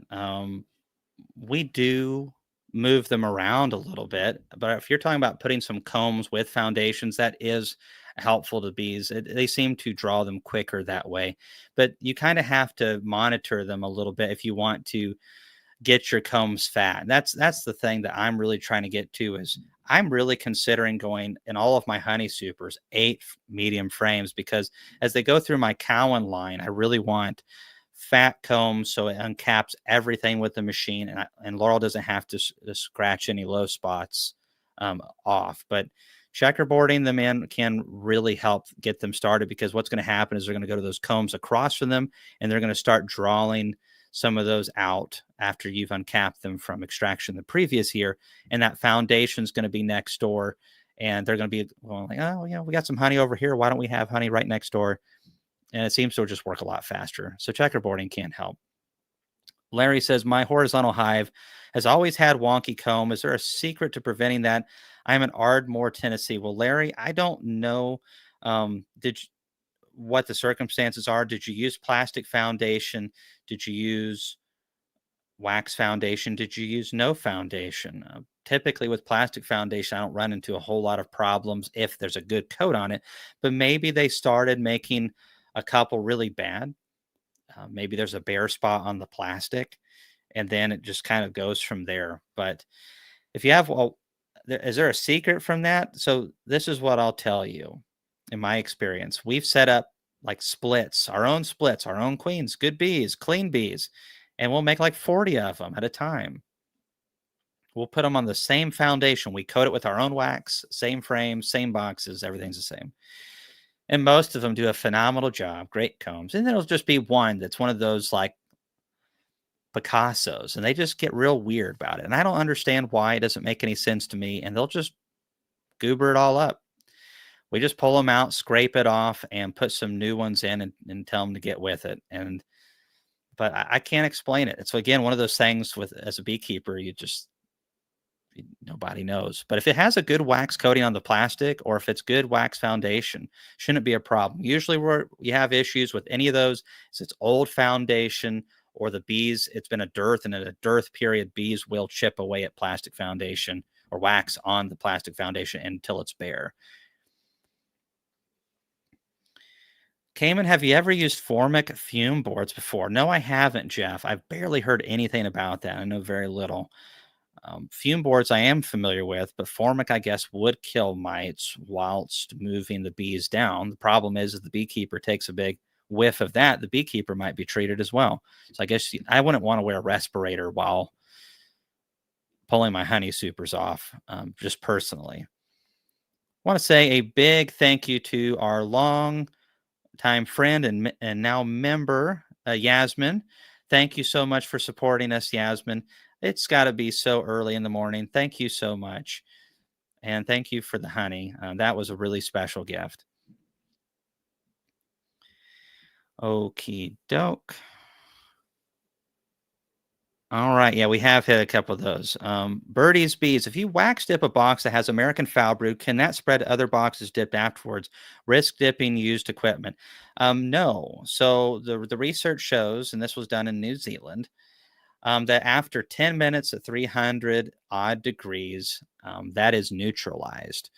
And so I think, and I could be a little wrong on that. I'm pretty sure that was the correct information. Maybe it was 15 minutes, but it's something along those lines. I'd have to go back and look at the research. But if you cook it for a little while, it preserves your box and it nukes that American foul brood. So that should not stay in your tank and continue to infect other equipment. So that's one of the things I like about the whole wax dipping idea, is that it could actually reduce the spread of disease. Any equipment that you were a little questionable about, or if you had like 2 hives come down with American foul brood, you kill the bees. Well, you have to get rid of the combs and some of the stuff like that, but you can save your woodenware and just cook that for a long period of time, and then you can still have that. Cayman, we gotta lighten the mood a little bit here with a question or a statement from Jonathan here. I think you'd appreciate. Hey, Jonathan, thanks for being one of our members. He's one of the no-life beekeepers, all right? Speaking of bees getting into stuff they shouldn't be, and nothing worse than seeing them in cow and horse manure. Taking the liquid from that back to the hive. Oh, yeah, got to get those minerals, man. That is fortified and good for you. Yeah, bees are funny like that. Cool shirt came in. Hey, Jeff. Yeah, isn't it, though? Isn't it a really nice shirt? So I really just like these stylish shirts anyways. And, but yeah, Jeff is the guy that does the Apis tactical stuff. And when you see me wear the gloves and the videos and stuff, that's the Apis tactical stuff. And they're working on a bee suit right now, and we're all super excited about that, Jeff. Good luck with all that. It's so much work creating a new product. And I'm so excited to see so many people investing into bees and beekeepers. So excited about the bee suits. If they're half as cool as the gear, they're going to be awesome. So yeah, as far as bees though, they'll go for that stuff. Instead of going for clean water, a lot of times they go for dirty, like they'll go right in a mud puddle right out in my driveway. I'm just like, why? There's a fresh creek just another 100 yards away. Come on, guys. So, anyways, bees know something that we don't. Some people put salt block water out there for them. They'll put a salt block in some water, and the bees, they say, really like that. They'll put floats in there, mineral salts. Who knows? I mean, we don't know, but we do know bees are going for this. Is it beneficial? Is it not? Nobody knows. If they do, please somebody tell me. All right, question from Edward, getting us back on track.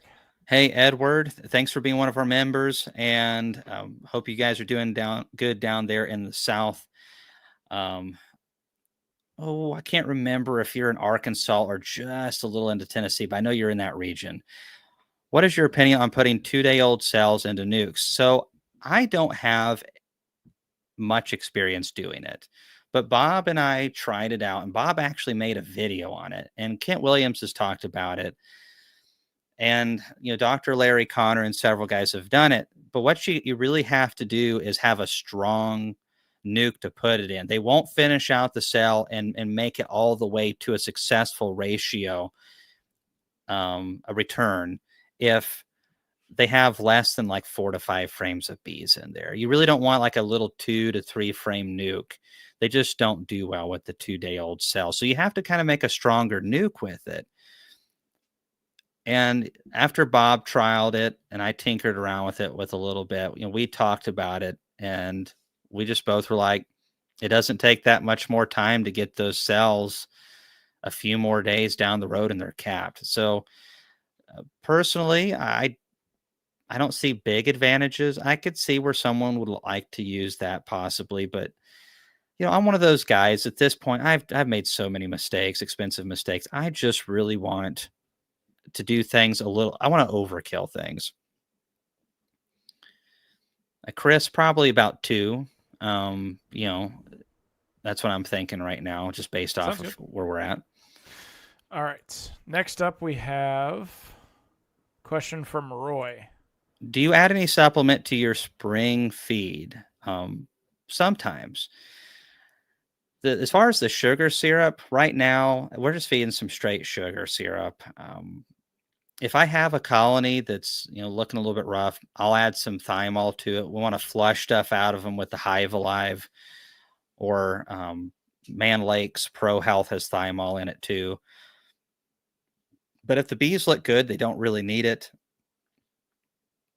A little bit of sugar syrup works really good. I'm the more and more I do this, I'm trying to show people the products without coming off as, hey, you got to have this. And I hope that people are getting that through my videos, because I mean, there's a lot of cool stuff and I like the guys, but you don't have to use it all the time. You don't have to use Hive Alive or Apis Biologics or any of those products all the time. They're just a tool. Really, in stressful years is when they shine. And so if the bees look clean, they don't need it. Honestly, the best 3 things: great queens, dead mites, and good nutrition. That's what works the best. And then, if they're clean, they don't really need any help. But I look at, okay, hey, we have had a rough spring. We got a lot of rain. The bees haven't been able to fly. That's where I want to have the really good stuff, is in those critical moments, because those critical moments, if you can fix those or help the bees out, maybe it helps you make that a bigger honey crop. It helps them not take such a hit. Going into winter, those winter bees, that's where I really want to focus. And that's when people don't want to do it very much because of small hive beetles. But man, clean hives going into winter that are well fed. You don't lose bees in Tennessee because it's cold. People have been talking about these cold spells we're getting down in here. If your bees are dying from these cold spells, it's because they're not strong, healthy bees. Bees are capable of withstanding this. We talk about local genetics, and there are some things to that. But I have, Ian Stepler, one of his breeding lines has been from bees that he got from Hawaii. There are guys in Canada that use Italian bees. You know, people talk about carnies being the only things that work good up in the north, and Russian type bees. And maybe statistically they probably are, but ultimately selecting and all that, the characteristics are important. Yep. And you know, that's something I came up with as a term, but the concept isn't new. You know, I said this in a past live chat. I'd asked Michael Palmer because I was curious what he'd say. And I said, "Hey, what do you think are like the three most important things in beekeeping?" And he rattled it off, basically the same thing, just the wording was slightly different. And so this isn't a new concept that I've come up with. It works really good. And then anything extra like supplements, that's just a bonus.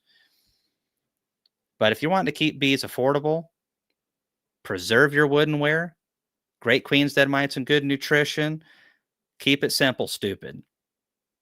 And have backup queens and splits because you're going to lose bees no matter how good of a beekeeper you are. If you can do all those things, you're going to have to be selling nukes or something. Clay Booner, and I hope I got your last name right. Thanks for supporting us again, man. Been here with us for years. Thanks for being one of our members. Really appreciate you guys just coming in here and hanging out. And if you got any questions, hit us up. Chris, make sure that you watch out for some of these guys. I don't want to miss any of their stuff.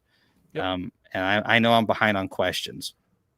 No, you're fine. All right, so I'm jumping up here. I'm going to try to rattle them off. I reduced my hives today in an effort to give them less room, consolidated. What do you think about working down to a single deep instead of swapping? I did that today. So I had a couple of them that were just only 4 frames of bees. That's really not ideal, but they can still bounce back from that. But if it's 4 frames of bees in a bottom box and there's another box on top, they're losing all that heat. And there's also all that condensation that's going to go up and hit up there, and it's going to cool, and then it's going to condense. And that's where you get this water droplet onto the bees effect. So it was really helpful sometimes to condense them down. It's used a lot in places around the world. I think it should be used more here in the United States. It helps the bees out. And if the more you can help them maintain that environment, the better that they do. Big, strong colonies, they don't care. Do they get some benefit from it? Sure. But I'm not taking the time on my double deeps to give them a little bit better of an advantageous situation, because they're 8 to 10 frames of bees, and I'm going to have to be pulling brood from them here in a month and a half anyways. What's the most common mistake you see new beekeepers make going into the spring nectar flow?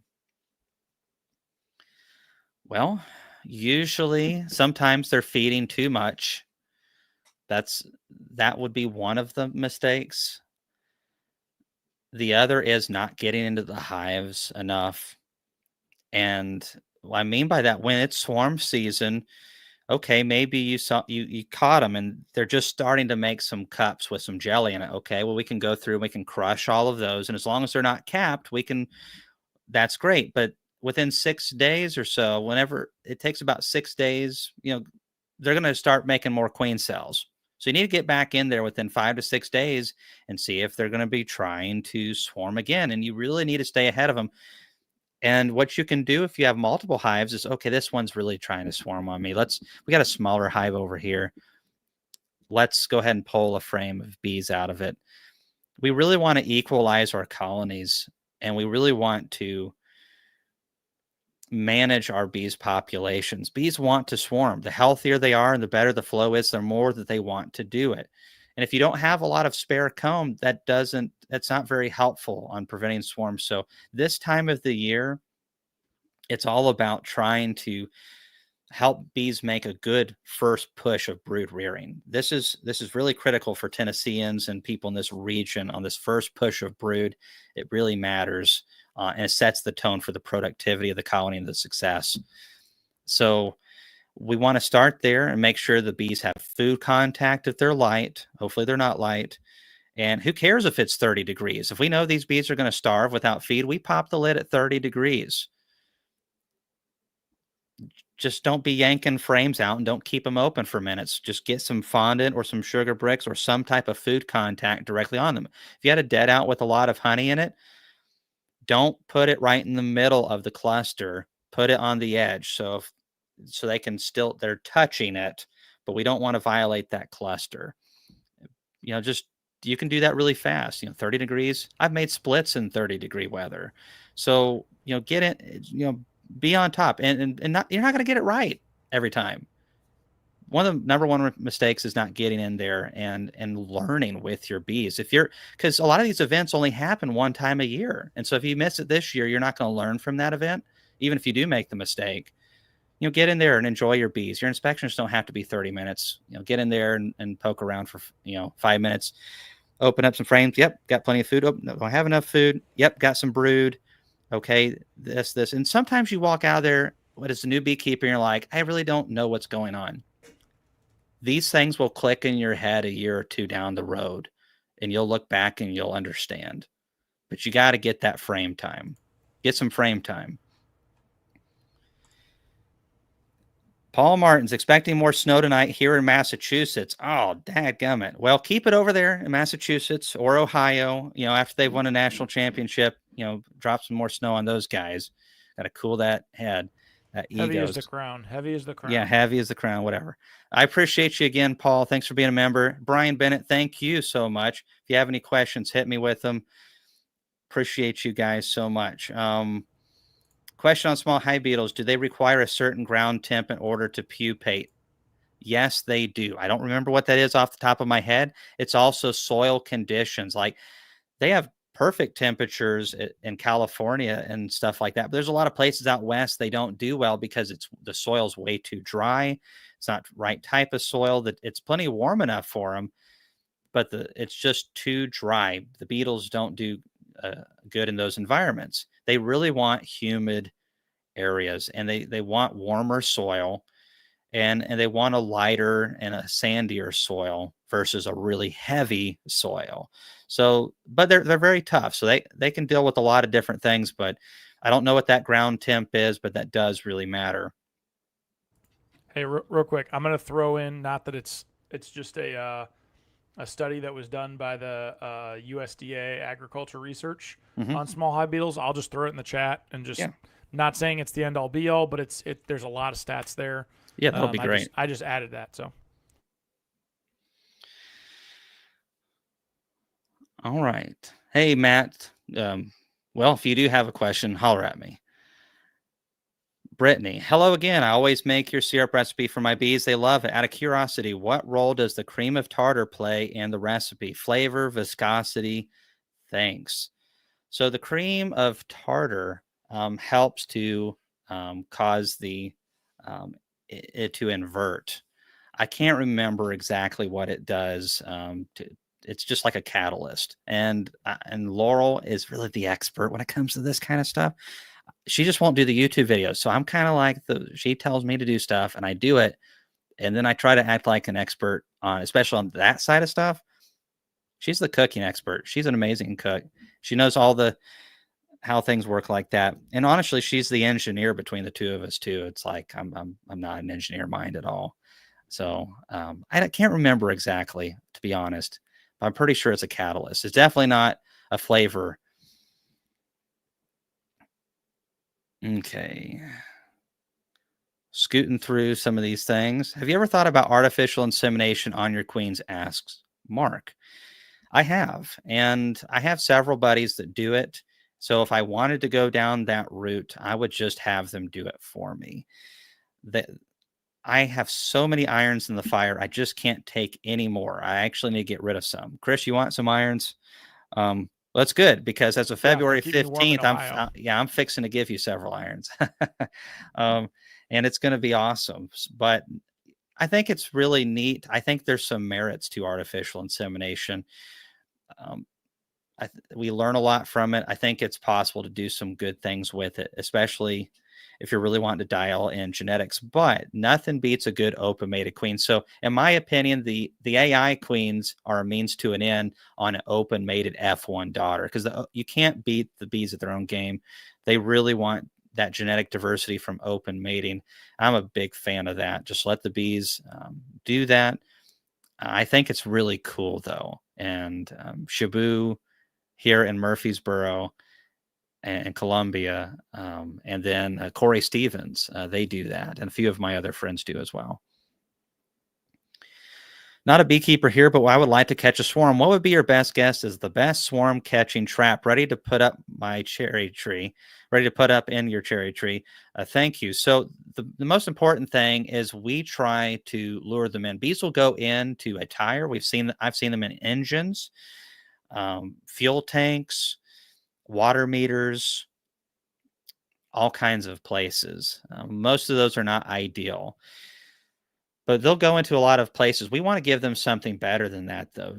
Tom Seeley talks about 40 liters as the ideal cavity space, but it doesn't have to be that. I've always shot for like a deep box. In my opinion, if you're wanting to get into bees, maybe go ahead and purchase a deep box and paint it really good. Just don't, get any fumes on the inside. We don't, the smell is an important thing. So we want this to have time to off gas. And we want some, if you have a beekeeping buddy or a bee club near you, maybe you can get someone to give you some beeswax, or even some propolis, and warm it up a little bit and smear that on the walls a little bit.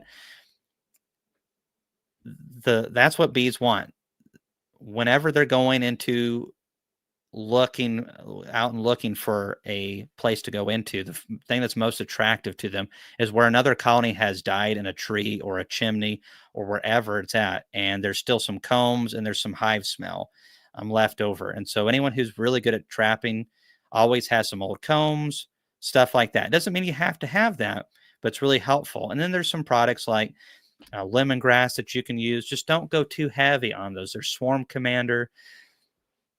I've always just used lemongrass. It's cheap and it works just a little bit, but nothing beats the hive smells. So you can make your own cardboard box. There are people that catch these things in fluted plastic boxes. You just needs to be dark. So that's what I would do. Okay. Hmm. Anyone in the chat? Oh, okay, I'm starting to look at wax dipping. What's your recipe mixture? So mine has always been a 50-50 microcrystalline paraffin wax.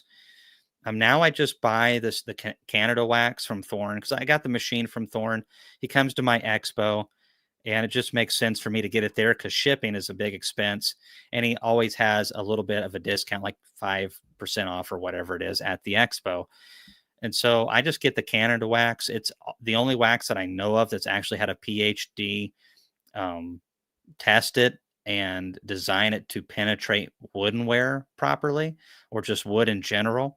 And so Dr. Tony Kadai has done research on this wax, and other waxes work good. I've used other waxes and had good success. So ultimately, what's affordable, but you want a good high melting point. You don't want something that's got a melting point of around 130, 140. You're going to have issues. And you really want microcrystalline. Paraffin is single chained on the atomic level. So paraffin's a lot like beeswax, where if you hit it, it kind of cracks and breaks. It's not super flexible. Paraffin's less flexible than beeswax in my experience. It really depends on the grade of the beeswax. But the microcrystalline is gummy, and you can kind of like bend it, and it'll break eventually, but it's really flexible. It's multi-chained. This really locks the both paraffin and the microcrystalline into your woodenware. And so I just go ahead and get the Canada wax, and boom. It's not cheap to get into wax dipping your boxes, but I do 300 degrees, 3 minutes per box. It's awesome. I can do 400 deep boxes in a day with my Thorn setup. And so, boy, you want to talk about better than painting? And I don't have to worry about any of those little grooves in the corner of my boxes that didn't quite get completely sealed with paint, and a little bit of water getting in there and then causing it to swell and creating a worse problem. Love it. Here, real quick, add on to that. Here's a question that just came in, but it's perfect add on. Yes, absolutely, Gigi. You can totally do that. I've done it before. The main thing that you want to do is scrape off any dead paint, and you want to scrape off the propolis too. It'll get in your wax melter, and it'll just kind of create a mess and stuff. The propolis has a really high melting point. It doesn't turn into a liquid in 300-degree wax. It kind of like just floats at the top and is and like very gummy balls. At least the propolis that we have. So I want to scrape my boxes out really good, outside and inside beforehand, if there's loose paint. And yeah, dip them, and it works fantastic. Seals them great. I have some old Kelly boxes that I did this to, and they look fantastic, and I'll probably enjoy them for another 15 or 20 years. And two, just to reiterate what you're saying, I had painted all my boxes previously, and I brought them down last year, and you helped me wax dip, and I had zero problems. So Oh yeah. it was a quality paint before, and it wasn't really chipping, but zero problems wax dipping after that. So Oh yeah. Good stuff. crap. And Sorry. you just Middle Tennessee near Crossville. Is it a good time for pre-spring mite treatment with oxalic acid? If you're going to do it now. Bees are starting to brood a little bit, and hopefully you catch them before they cap their brood. But even if they have a little bit of capped brood, most of the mites will probably not be in the brood yet. And just go ahead and hit them. Give them a shot now. And I usually do 2 to 3 grams per deep box. What's your thoughts on a chain uncapper? Thanks. Hey, Brian, good question. So I have several commercial buddies that use like the Dakota Gunness chain uncappers, and there's like the Maxent chain uncappers, and they can work really well, especially for a certain sized operation. The problem is the back end. And whenever you're using one of those devices that slice them, like a roller, whether it's the Simple Harmony Farms or John Hill's new device or this one, you're creating a lot of micro pieces of wax. One of the best things about a blade system is that it fillets it, and you get this big old sheet of wax. What you're going to get with a chain uncapper is a slurry. And now, how are you going to deal with that? If you're using strainers, to just quickly drop it into it, you're going to get a little bit of air in there, and you're going to get tons of wax, and it's going to clog your strainers and very fast. I mean, crazy fast. So what you're going to have to do is then get this over into a settling tank. If you're going to go that route, let everything float to the top for a day or so. If it's really warm, honey, if it's a warm day, if it's 90 degrees, it won't take super long. But if it's like 60 degrees, it can take several days. And you're going to want all that air and that wax to float to the top, and then you're going to have to scrape that off the top, because your strainers are just not going to be able to work with that type of volume of little pieces of wax. So that's the biggest problem I have with the chain uncapper. They can work, but they are going to create some issues on the back end. So probably have a settling tank for it. Or you have to have a wax separator of some kind. Someone needs to come out with a more affordable blade system that just fillets it like a hot knife. Just zoop, 90% of your wax is right there in the uncapping tank. Your honey's right here. Awesome. I like that. So Jeremy made this comment a while back. Thorn Manufacturing has some amazing 8-frame spacers. I highly recommend. I'm so glad that they made those. I like a high quality tool. I'll pay a little bit more for a USA made high quality tool. And it's really not that much more than buying a metal one from Hong Kong. And the difference is I can break the one from Hong Kong. And if I torque down on some propolized frames, it bends my tool. The Thorn one, if you drop it on your foot, you may break some toes. So that's the nice difference there. I got a 9 and an 8 frame spacer, and I think I'm going to wind up going to the 8s to get it extra fat for my Cowan line. But yeah, really do like those spacers, but I just like quality stuff. And to his credit too, we left him out in the Wisconsin sun and heat for weeks on end. And oh yeah, the heat of Wisconsin. Yeah. Get out of here, Ohio boy. You don't know what heat is. Hey, real quick, want to insert Ryland here. Hi, Ryland. Good to see you again. Would you prefer Caucasian or Kearney, Northern Illinois? Thanks for all the info. Well, thanks for hopping on. I really can't say fairly. I've not fooled with Caucasians of any significant amount at all. So I do like Kearneys. I was just looking at some beautiful black beauties out in the Nukes, and they are awesome looking gals and got some good looking bees. But the Caucasians I haven't fooled with a bunch. And I know guys who do run some of those, and they do really like them. They do get more propolis than some of the other strains, but some people really like that. Most of the guys are running a Carney Caucasian hybrid, and they really like that. I don't know. I haven't tried it out. Sorry, it's not much of an answer, but that's all I got. Matt says, how many frames of brood and bees do you like to leave with the queen 3 to 4 weeks prior to the flow kicking into high gear? Thanks for all you do. So 3 to 4 weeks before the flow kicking into high gear. So I'm just going to tell you what I do. Typically, it's right at my flow starts the first week of April, typically. Fool's Day. Perfect. So in a warmer year, it may start the last week of March. And this is the autumn olive that kicks in first. And the yards that have autumn olive always, in a good year, will have half to a full super of extra production just off of the autumn olive. But what I want to do is get into those bees before then, because that first good flow of nectar is going to try to send them into the trees. And so we just want to get that out of their system. If they have 8 frames of brood, I'm taking 4 frames of brood and making a split. I'm leaving a lot of the, they got all the forager bees, and I'm leaving 4 really good frames of brood with them. But I have some extra combs, and I'll put those extra combs in there. So now this queen has plenty of room to lay. And one of the major factors that keeps bees from wanting to swarm is uncapped brood. Young larvae emit pheromones. And when there's a good ratio of young larvae, it really suppresses the swarm tendency. And typically what happens, though, is you get a big influx of pollen, and they stuff into the cells. And then you get all this nectar coming in and the queen's laying. But eventually, if they have too much pollen and nectar down in that brood chamber, she can't lay. And all of a sudden, you get this, what you had a lot of larvae, and now maybe you have 25% less. And the bees detect those pheromones differences. And that's one of the triggers for that. So if we make this split, we've alleviated some of the bees. They kind of feel like they've swarmed. And then we've also given that queen some drawn combs.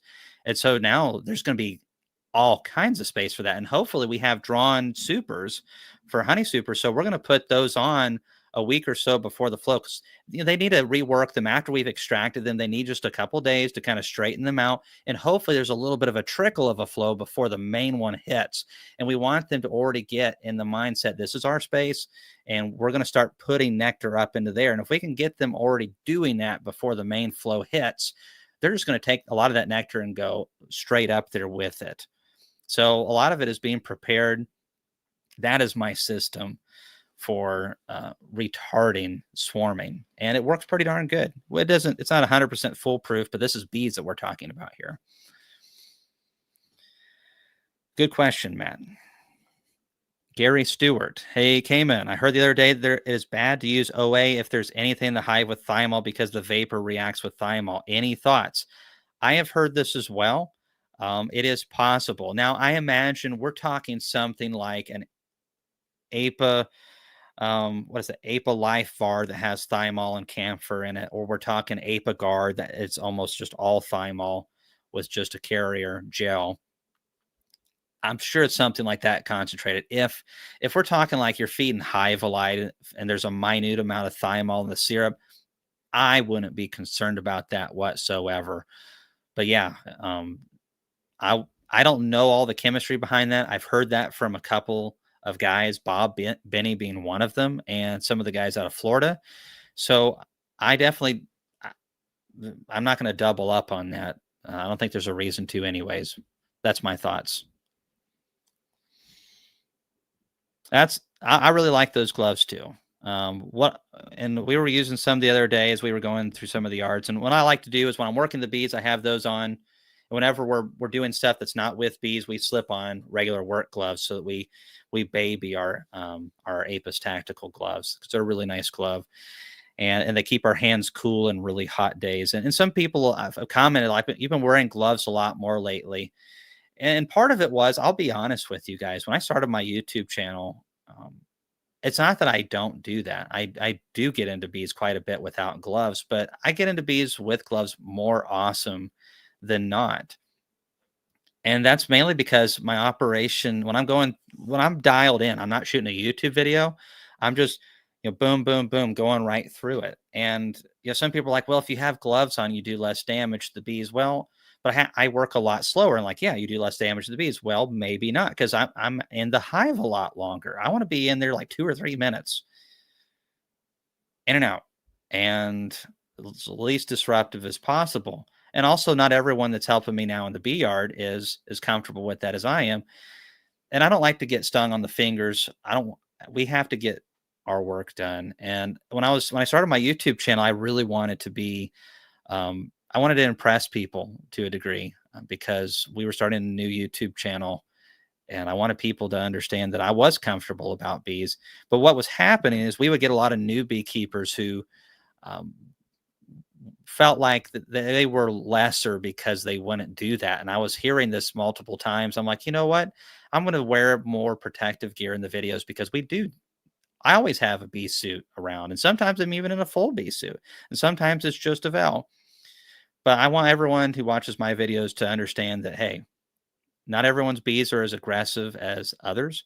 Some people's comfortability levels are different than others. And heck, do what you want. Bee suits are a tool, so are gloves, and so that's where I've started wearing this more. Especially, I have a lot of kids that watch my videos. We want them to not feel like, they're a lot lesser because they don't wear bee suits. Heck, I know commercial guys running 20,000 hives. They hate getting stung. They're just always in those suits. It's a tool, and use it however you will. How far should hives be from farm animals, horses, and cows? A good little ways. You definitely prefer the flight paths not to be going right next to him. Bees get up in the air pretty quick, but the main concern is horses and cows knocking over hives. They will do it. Keep them out. Have a really good fence, if at all possible. Don't even have them in the same area where it's even possible for the horses and cows to get to them. I've had so many knocked over by horses and cows. It's very frustrating. Usually on bigger mammals like that, the bees will sting them, but they'll get out of the way unless they're pinned up really close, and then that can be very dangerous, because after a lot of alarm pheromone gets on these mammals, it can send them into anaphylactic shock if they just keep getting stung over again. I've heard of dogs getting killed where people have had bees next to a kennel, and once the bees start stinging the dogs couldn't get away, and it was a very sad situation. But animals and bees don't go along very good. Keep them apart if you can. But I do have yards that are 50 feet from a fence, but it's just the fence is really good and they can't get to each other. That's not a problem. And as long as the animals can walk and get away from the bees if they do get stung once or twice, it's character building to get stung. Okie doke. King Bob wears a suit in his videos. Absolutely. He wears those old suits, and he's just like, well, there's nothing wrong with these suits. I don't see any reason to wear one of those vintage suits. And I'm just like, man, what a legend. I disagree. I personally like the vintage suits. I think it makes a difference. But Bob's going to do it his way, and why not? What a way to go. So I just love Bob to death. Such a good human and a great beekeeper. Someone was picking on him the other day, and I got a little aggressive on Facebook. You don't pick on my friends, and don't pick on Bob Benny. Goodness, are you trying to get mobbed? Don't mess with Bob. All Yep. right, question here from Killer Bees. Hey, Cayman, what are your thoughts on adding spirulina powder to sugar syrup? Um, I love the thumbnail. I've said that before. I do really like that. I don't think it's if you're going to add it to a pollen patty or something. Bees don't need a lot of roughage in their syrup. They don't have that nectar. I just don't see any reason to do that. I think adding it in a patty form, spirulina has been shown to be useful in some cases. If it's affordable, then yeah. But in sugar syrup, I just don't see any reason to add significant amounts of anything to sugar syrup. If I went, sugar syrup is pretty much used for energy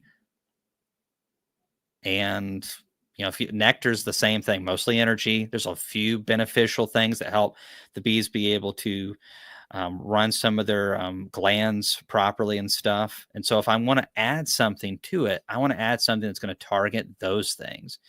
And I know this is going to sound like a shameless plug, but it's not my product. And I'm not making money by telling you this, but I like the Apis Biologics bio control product. It is designed to mimic nectar and all the little 26 letter words and stuff that go in there that help their glands function properly and keep the bees healthy. I think that would work better. And I don't know how much spirulina is, but it may be just as cheap to get something that's designed to be more like nectar.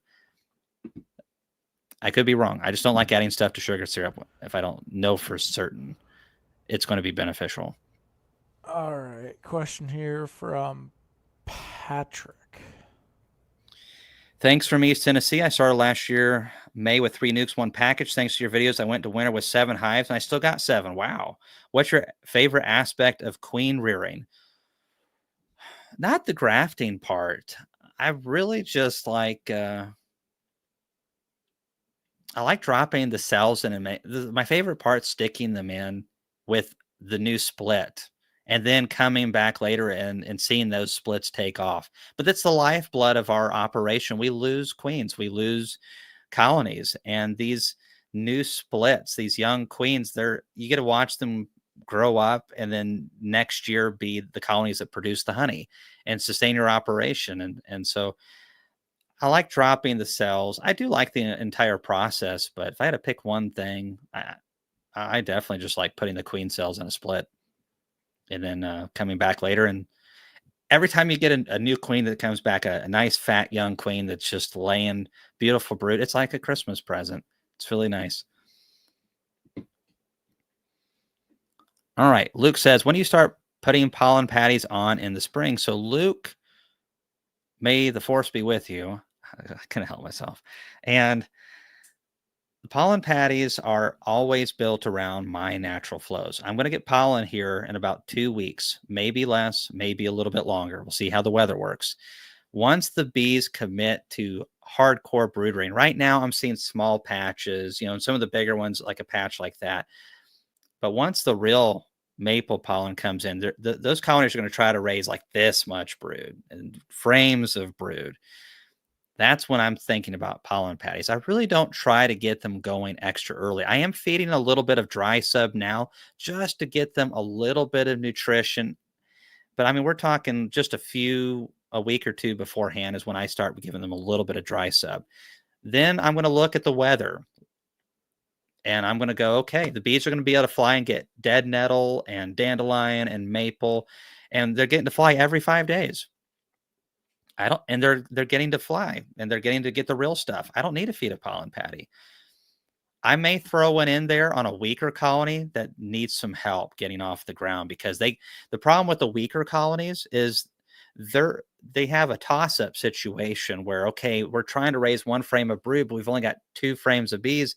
So we got to really tightly cluster up against that and keep that warm. But then somehow we've got to be able to keep that warm and send some foragers to go get resources as well. That's a tough spot for them. So putting a pollen patty on those weak ones could be really beneficial for them. Whereas throwing it on a big colony when there's plenty of flying days to get real pollen, they're going to eat it. They're totally going to eat it. May help them a little bit, but probably not. Pollen patties are a supplement. If you get 2 weeks and the bees are brood rearing hard and they can't get in 10 days and they're not going to be able to get out and fly, a pound of pollen patty really, really helps. And that's the difference. Some years, if you get some bad weather for 2 or 3 weeks, those pollen patties, a couple pounds in that bad period, can make the difference between your bees coming out of that just packed and ready to go, and they've lost a couple frames of brood because it was cold and they didn't have enough pollen to keep brood rearing. And so they just couldn't keep up with it. It's a tool. Don't just blow money on, and you can, but my opinion is understand why we're using it. Bees will eat it even if there's a pollen flow going on, but it doesn't mean they actually always benefit. It's like kind of like candy, If your kid's starving or close to starvation and all you've got is Snicker bars, yeah, give your kids some Snicker bars. It's never going to be the steak and salad. All right, Chris. Went through hives today, not much brooded. It's a great time. Yes, Rob, it is a great time to hit them with oxalic acid. How far do the small hive beetle larvae dig down? I have a layer of cardboard, then mulch. They pupate in the mulch. Oh yeah, they'll pupate in the mulch. If they can get to the ground, and they're very tenacious, they can go yards and yards and yards, 100 yards away if they want to. They're just very tough. But they typically pupate just like a quarter inch, half an inch down. They don't go, inches or anything like that. So chickens absolutely love to get under the beehives once the bees have gone into the hives for the night. Oh, we see them scratch around. They absolutely love it. And they'll find other little tidbits, ants and all kinds of stuff, getting things, some of the hive debris the bees have thrown out. And so the chickens absolutely love getting around the bees once the bees have settled down for the night. 18-gallon blue or purple totes work great as traps. So that's for swarm traps. Yep, good suggestion there, Mac. Thanks for being one of our members. Oh, he's already gone. Good night, he says. Yep. All right, going through stuff. Nathan Mosser. Hey, Nathan, what's the right temperature for OA vaporization? What is too hot and what is too cold? I've used it when it's in the 90s. No, he's asked. Sorry, I'll just butt in because I asked some other Oh, questions. He's asking for a set temperature. He has a Pro Vap, and so he said that he tends to crank it up, but he's heard that that's not good. Okay, so here's something really fun. So this has been highly debated, right? Because oxalic acid degrades into formic acid and to CO2 and various things. And this is a problem because if we're putting in 2 grams and that's what's recommended to kill mites, and we're only getting 1 gram of oxalic acid actually into our colonies because of degradation, then that's not very good. And how do you tell? So a lot of people have looked online. The problem is when they have tested for temperatures for degradation, this is in a laboratory, the pressure's not the same. It's in an enclosed environment, and it's totally different than what ours experience. So we have oxalic acid dehydrate. So as this goes through as it sublimes, it really it's not just like a vaporization dealio. It sublimes. It goes from a solid to a gas back to a solid. It's a very quick process, but we're talking a separation of H2O, CO2, formic acid to a degree. And in that process, though, there's H2O. What happens when you drop H2O on a hot stove or a oven or something like that? It forms a ball and skids around. The Leidenfrost effect, if I remember correctly. And so this protects the oxalic acid. And so you can actually go to higher temperatures because the oxalic acid is protected by that effect, that water at the bottom. And it drops really quickly in there too. The temperature drops, and the oxalic acid doesn't stay on that plate very long. So the gentleman that created the Instant Vap is doing research with Randy Oliver on his hypothesis that actually hotter temperatures are better. And I believe that he is correct because the Leidenfrost effect protects it. And also, it's not on there very long. What we don't want is oxalic acid that is sitting on the plate for a long time on heat. It just hits really hot fast, just jets out quickly, and goes from cool, hot, quick, vapor in the hive, and gets cooled very quickly. And it works fantastic. I'm excited about that research being done by Randy Oliver and Janos Finyosi. But the Leidenfrost effect, I think, plays a big role in that, Nathan. Crank that sucker up to 400 is what Fahrenheit, not Celsius. You can do what ProVap recommends too. There's opinions out there. My instant VAP is at 400, my old model anyways. And so I will talk with Janos and see if actually I'm talking to him this morning. I'll talk with him again, see if they've had any updates on that. But honestly, fellas, we need more research in this arena, and I hope that somebody will do this.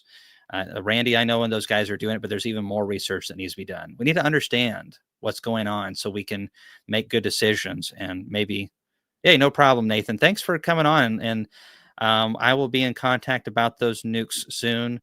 And we are just trying to get everything situated on the payment processing stuff just to make it simple on everybody and organized on us. What is the best electric uncapping knife? Electric. If, as far as like,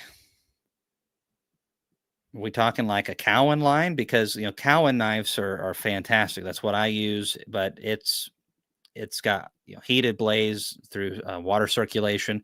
As far as like a hot knife, which I assume is what you're talking about, the Pierce ones are by far and away. I've got some video reviews on them.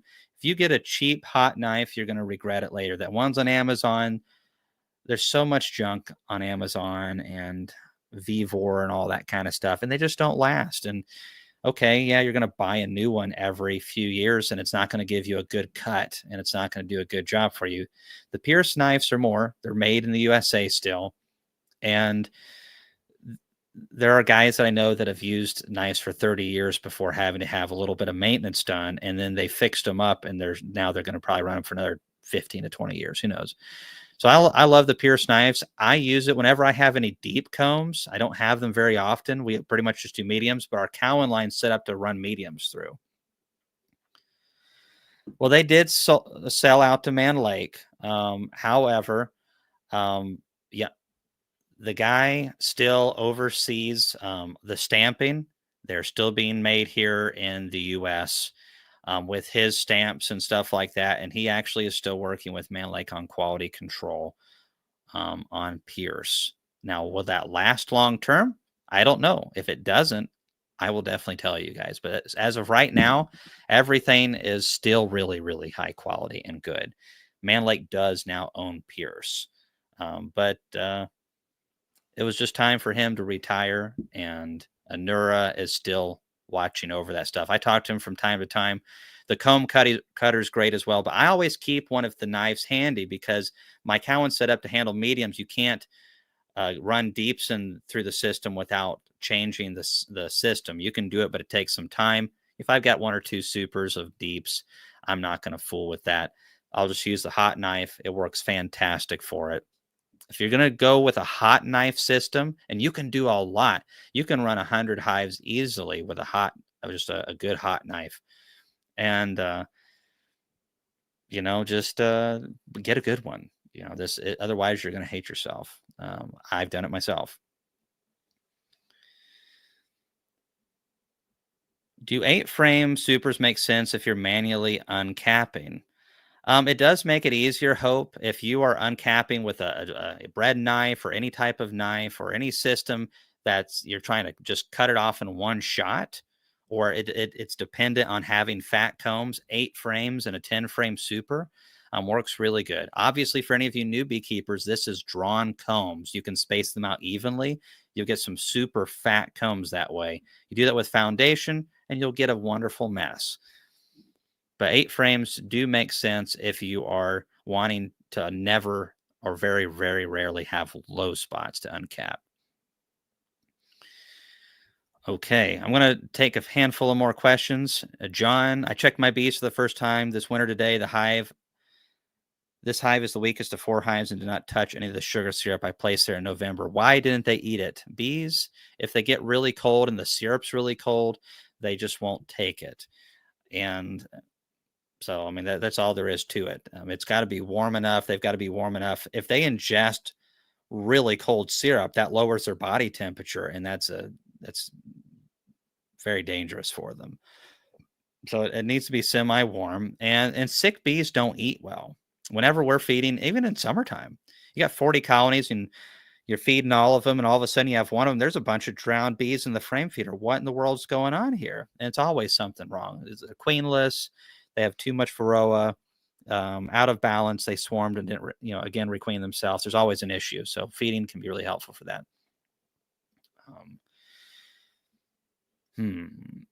Hey, Cayman and Beaks, reuse moldy bee bread from a dead out, even if wax moths were in it, or trash it. So if the comb's not damaged too much, I reuse it. Let the bees tell you. We won't only give these type of combs to strong colonies, but if there's a couple wax moths in there, big deal. Bees swarm into these combs all the time, but this is something that you learn after doing this for a while of what you can do and what you can't get away with. And the bees can clean up quite a bit, but the bees will tell you, and only put it on a really strong colony. Otherwise, it could really set a small colony back, and they won't be able to handle it properly. But there's bees can repair a lot more stuff than a lot of people think. Even a light, small hive beetle damage, like if they just slimed it, but they haven't actually damaged the combs or anything in them, but maybe they damaged something below and they crawled up into it, and they got all this yeast that the small hive beetles produce. You can just rinse that off. If you stick it in a hive, it will repulse them. They won't touch it. If you rinse that yeast off really good with some water from a water hose, and then just shake all the water out of it and maybe rinse it again, then shake it out one more time, put it back in a strong colony, they'll use it. It'll be fantastic. Nothing wrong with doing that at all. You get on Facebook and I see so many combs, and they're like a great comb, and people are like, burn it, burn it. It feels like the French Revolution or something. He knew a person who knew the royalty. Off with their head. Knee-jerk reactions.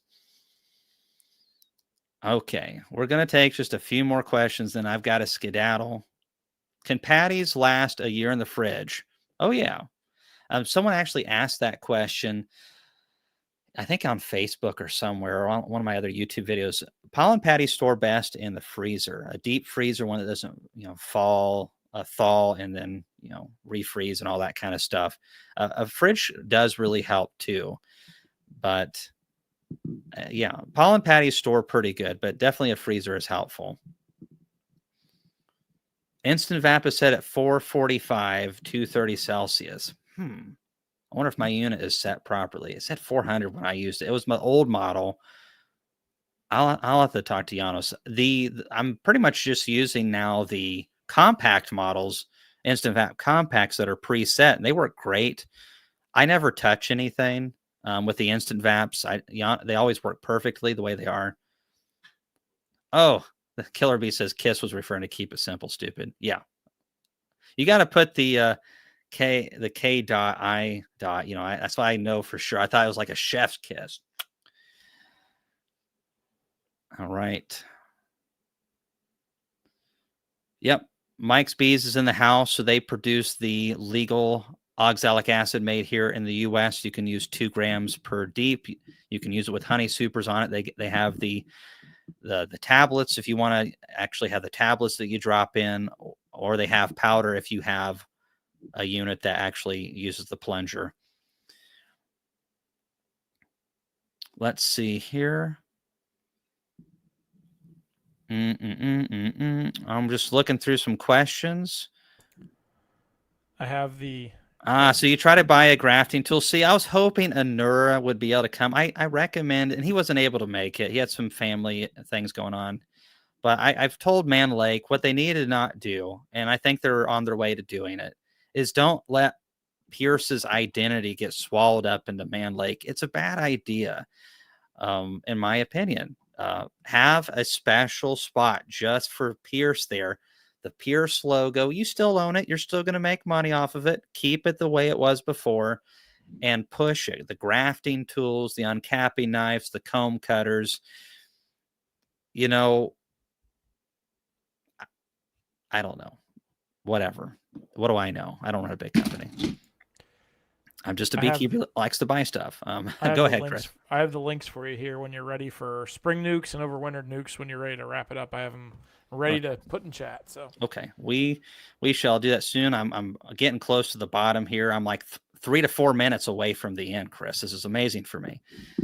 Jennifer, have y'all found a spot yet for next year? Maybe back in Tennessee or North Carolina? No, I did confirm earlier in the video we aren't going back to Louisville. There's not a good place in Tennessee that I'm aware of. We've looked.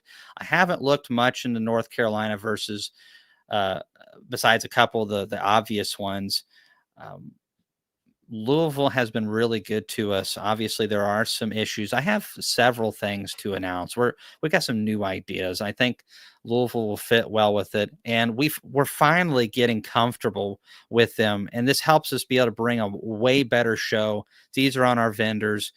Um, we are going to be back in Louisville. The dates will be announced likely within the next 7 days, so be watching for that.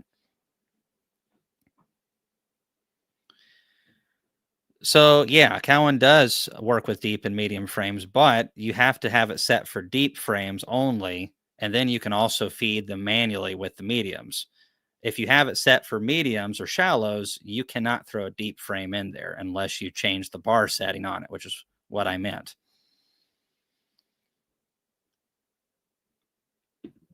Okie doke. So Josh says, "Hey, thanks for being one of our members, Joshua. Just interested, how many hives do you have and how many years have you been beekeeping for? Thanks. This is my 23rd year. I'm going to be selling off down to 150 hives. We are gearing back as the expo and various things are just demanding more and more of our time, but 150 is a pretty good bit. At one point, when we started the YouTube channel, we were pushing 500 colonies. And so that was a lot. And the problem of it is I didn't really sell off as much as I should have. I really want to keep my bee operation. And with bringing Chris on, and then also I've got another friend of mine helping me a couple days a week, some weeks.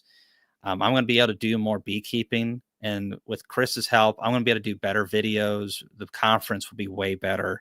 Everything that we do will just be way better. So we're going to try just do 150 colonies this year. So we're going to sell off some stuff. And so I'm probably going to have some singles available too. A single is just a 10 frame box full of bees with a fresh queen, but you get the box and all the other equipment with it.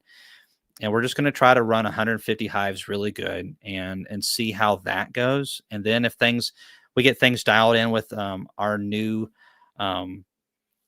team, then maybe we go, okay, yeah, we can go back up to 250 to 300. I've got the equipment to do so. I just really want to dial it back and get things really nice. Um, I get tired of being a yard or two behind and losing bees because I couldn't get to it, and it makes me feel terrible. And you ruin combs, and it's depressing. So don't do that. How long will rocket fuel last outside of the fridge? Not very long, Brian. It'll ferment as fast as the syrup will, so not very long at all. So typically, I make up the rocket fuel. I try to use everything that I have, and then I have some thymol through Hive Alive as a backup. So if I make 200 gallons, I only use 150 gallons of it. Then I'm going to put some Hive Alive with the remainder of the rocket fuel in the 50 gal, and that'll preserve it for 3 to 4 weeks. Typically, is what I get off of the Hive Alive stuff. Sometimes a little bit longer. I don't like to push it, but I know I can get it 3 to 4 weeks off of the Hive Alive, no problem. Hey, Flower Street Farms. Hey, I didn't realize that you had joined on as a member. Appreciate that, man. Yeah, the tablets are really nice, especially if you have gloves on and you're needing to handle something like that. Very handy. Nuts and bolts beekeeping. We're not going to be selling any queens, just nukes and bees. Hey, Jonathan. The earliest that I make my splits in Tennessee, I can't make good splits earlier than the 3rd week of March, and in a poor year, maybe the 4th week of March. And so in South Louisiana, though, oh my goodness, you guys are way ahead of me. You guys might be thinking of making splits soon. I don't know how soon. I don't know, but it wouldn't shock me if a powerful colony might be ready to be split in a couple weeks down there, and maybe already. I just don't know when your flows are. But South Louisiana, you got to be a month ahead of me. And so if I'm doing it in March, maybe you're doing it here at the end of February or so. So watch your bees, man. I like to get them. Once they start getting close to double deeps, I gotta make that split off of them. I do like to get them fairly strong, though. I want them to be good 14 frames of bees and growing well before I consider making a split. I like to get them close to double deeps. Would a split harm honey production? Yeah, it can. But I don't know much about a Demaree split. So I don't know much about that technique. But a little split early on, this is the way I look at it. This is just me personally, Chris, but I can manage more colonies if I split the bees and prevent a lot of swarming. So if I go in like, okay, we're fixing to have 2.5 months of flow, hopefully in a good year, and it starts April 1st, I have these powerful colonies that are going to want to swarm because they're just powerful and they're good bees. That's what they want to do.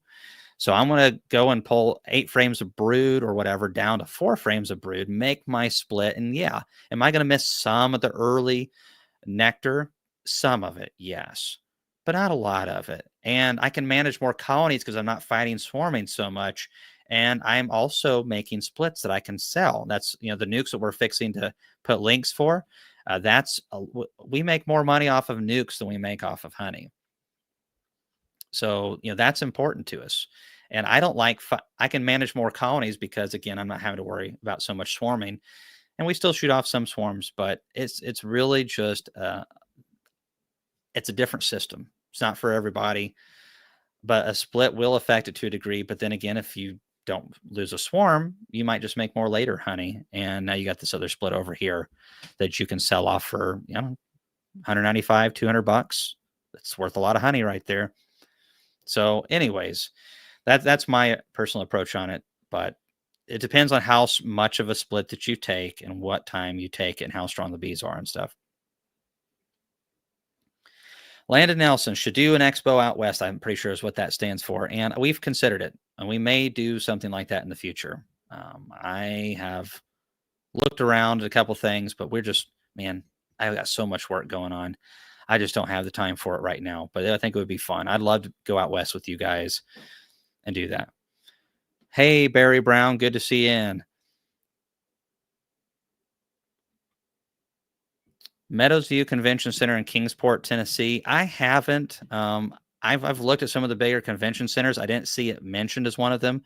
We need like a dozen semi docks. I need 129,000 square feet this year for the trade show, and then we had another 40,000 for various other things.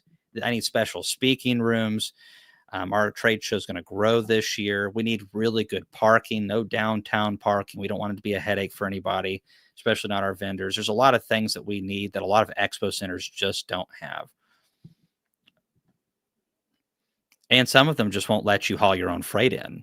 And that costs tens upon tens of thousands of dollars. And it would make the trade show so expensive. The vendors wouldn't be able to do the deals. And we have a certain way of doing things. It's very unique.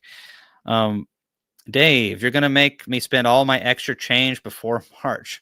Sorry, Dave. It's beekeeping, I guess. Chris can handle 350 hives for you. Hey, Chris, did you hear that? I didn't hear anything. Yeah, you didn't hear anything. No, Chris is going to make the conference awesome. He already has made it awesome. He's just going to make it awesomer. Okay, so I'm just scrolling through. I'm almost at the bottom, Chris, almost there. Cosmin, if you would start all over again as a beekeeper, how would you do it? What source of income would you go for? Honey in bulk, retail, pollination, queen, nuke production? What would you do different? If I knew already what I know now, I would be making, I would be drawing combs out. I'd be feeding a lot more than when I did originally. I'd be making splits. These nukes are the lifeblood, and selling nukes is great because it takes time to build up comb numbers. So we've got to feed good to draw combs past the flow. We've got to get some combs. And if you're in a state that you can buy combs, spend the money and go buy a little bit of comb, especially honey supers. But it really depends on where your market is and what you want to do. I don't like individual honey cells. I don't have the time for it. I got too many things going on. Yeah, you can get $10 a pound in Nashville and $15 a pound in Nashville. I have to drive 2 hours and something to Nashville, and I have to fool with the traffic and all that. That's 4 hours of my time just in driving. And then, I can sell it for more there. But by the time I calculate all of that, I just don't want to. I don't want my Saturdays doing that. I'd rather be in a bee yard. I wholesale. That's what I prefer. I like dealing with bees, so I'm very happy with $6 a pound wholesale. I don't pay sales tax on that because it's wholesale. And then I really like selling nukes. Nukes are more consistent than honey flows. They're more profitable. You want to have multiple forms of income. I don't like queen rearing very much. For the amount of work, it's not super profitable unless you're charging a lot. And some areas are better for queens than others. Tennessee's all right for it. You can definitely make money. It's just queen rearing's like, you can't be halfway into it. You need to be really got a system very fully committed to it. You have to be very dialed in to do a lot of queens at a high quality. And I'm only interested in high quality. So we just, we kind of abandoned that, just went to nukes. But focus on the fundamentals, great queens, dead mites, good nutrition. You're going to have too many bees, and selling nukes, making splits, making my own insurance colonies, and making honey too, and do a combination. We do a couple festivals. We make a little bit more of a premium there, but it's really whatever you want. There's some people that market fantastic at fairs, and they're retired. They have the time. They love it. And some people just like that. I don't like to set up a booth and do all that. A wholesale, baby. Let the stores deal with the customers. It's the way I like to do it. Opinions. Several ways to be successful in this industry. That's how I would do it. Okay, almost at the bottom, Chris. I'm scooting.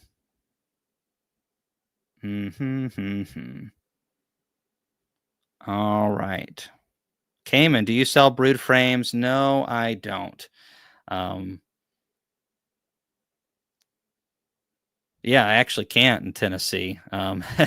You can only sell a viable colony that's been inspected in our state.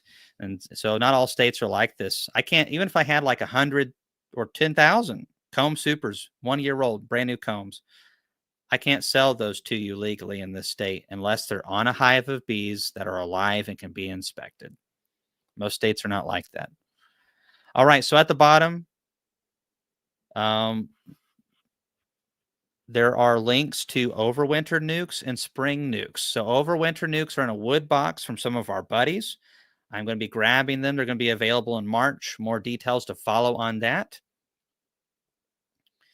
And then the spring nukes are our later nukes that we're going to make up. And that's why they're not going to be available to the end of April and the 1st of May. And so there'll be a couple pickup dates on there. First come, first serve. We only have a couple hundred of those. And then the overwinter nukes, we have more, but those are not our bees. They're some of our commercial buddies. They do things the right way. I go down and inspect, and I only pick what I want. These are all none of my queens and none of their queens are the aggressive types, and also none of them see a cage. These all are started with queen cells. They have to build the nukes up themselves. We make all of our queens have to build the nukes up. If they're not good enough to build up a 5-frame nuke, they're not good enough to sell. They're not going to make you guys honey. The early ones, the advantage of getting those is you can get a honey crop if you have comb and you have season. If you buy from me and you're in southern Louisiana and you're halfway over with your honey flow, well, it probably won't work very good. But we have people all the time that buy our beads in Illinois, Wisconsin, Ohio. We're doing an Ohio pickup. So if you're up there, we're going to be doing a drop off in Toledo over by Chris. And so you can get these bees to make a super of honey and pay for themselves in the first year. And that's what I'm hoping to offer to a lot of people, is the opportunity for bees that can pay for part of themselves, pay for themselves completely.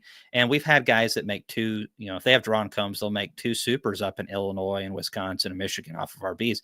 And so these ones that we're getting early in March that are a strong 5-frame nuke, if you have comb, there's a possibility that even in Tennessee and Kentucky, you can make a super of honey off of them. And that's kind of what we're hoping for. So those are down there. These now are to where you can just go ahead and sign up and send me an email at caymansbees@gmail.com. We are going to be working on that and getting answers to you guys and getting that straightened out. So,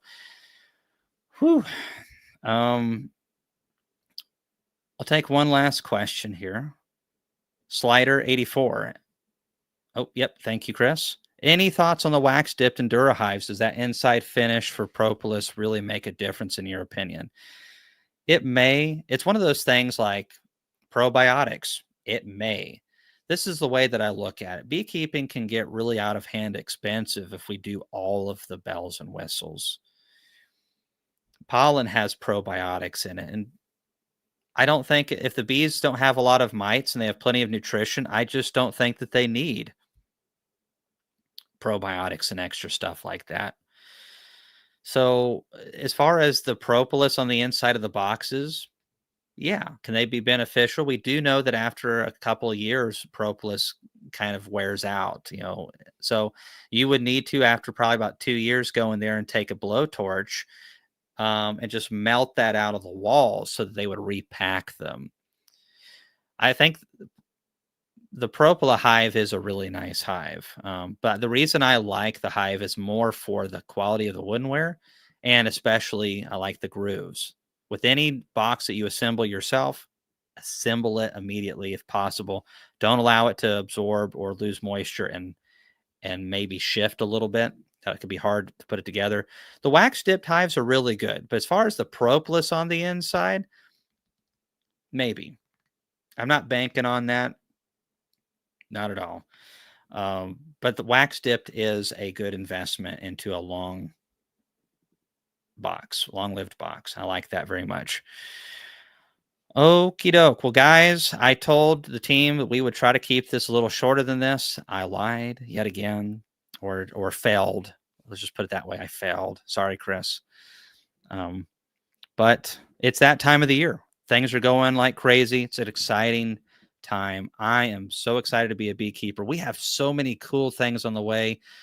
We're shifting our bee operation to 4-way pallets, forklifts, trying to dial things in to more of a professional capacity like I've wanted to the last couple of years. And we're still going to have videos that are relatable to anybody of any size. We definitely want to always have that.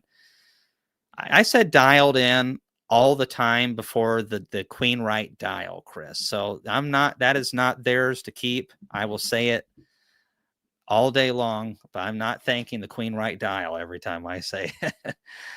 But everyone else is going to. So good night, everybody. Thank you so much for coming on. Good luck with your bees. Learn, get out in the hives. God bless you and keep you, and we'll see you in the next video. Jake.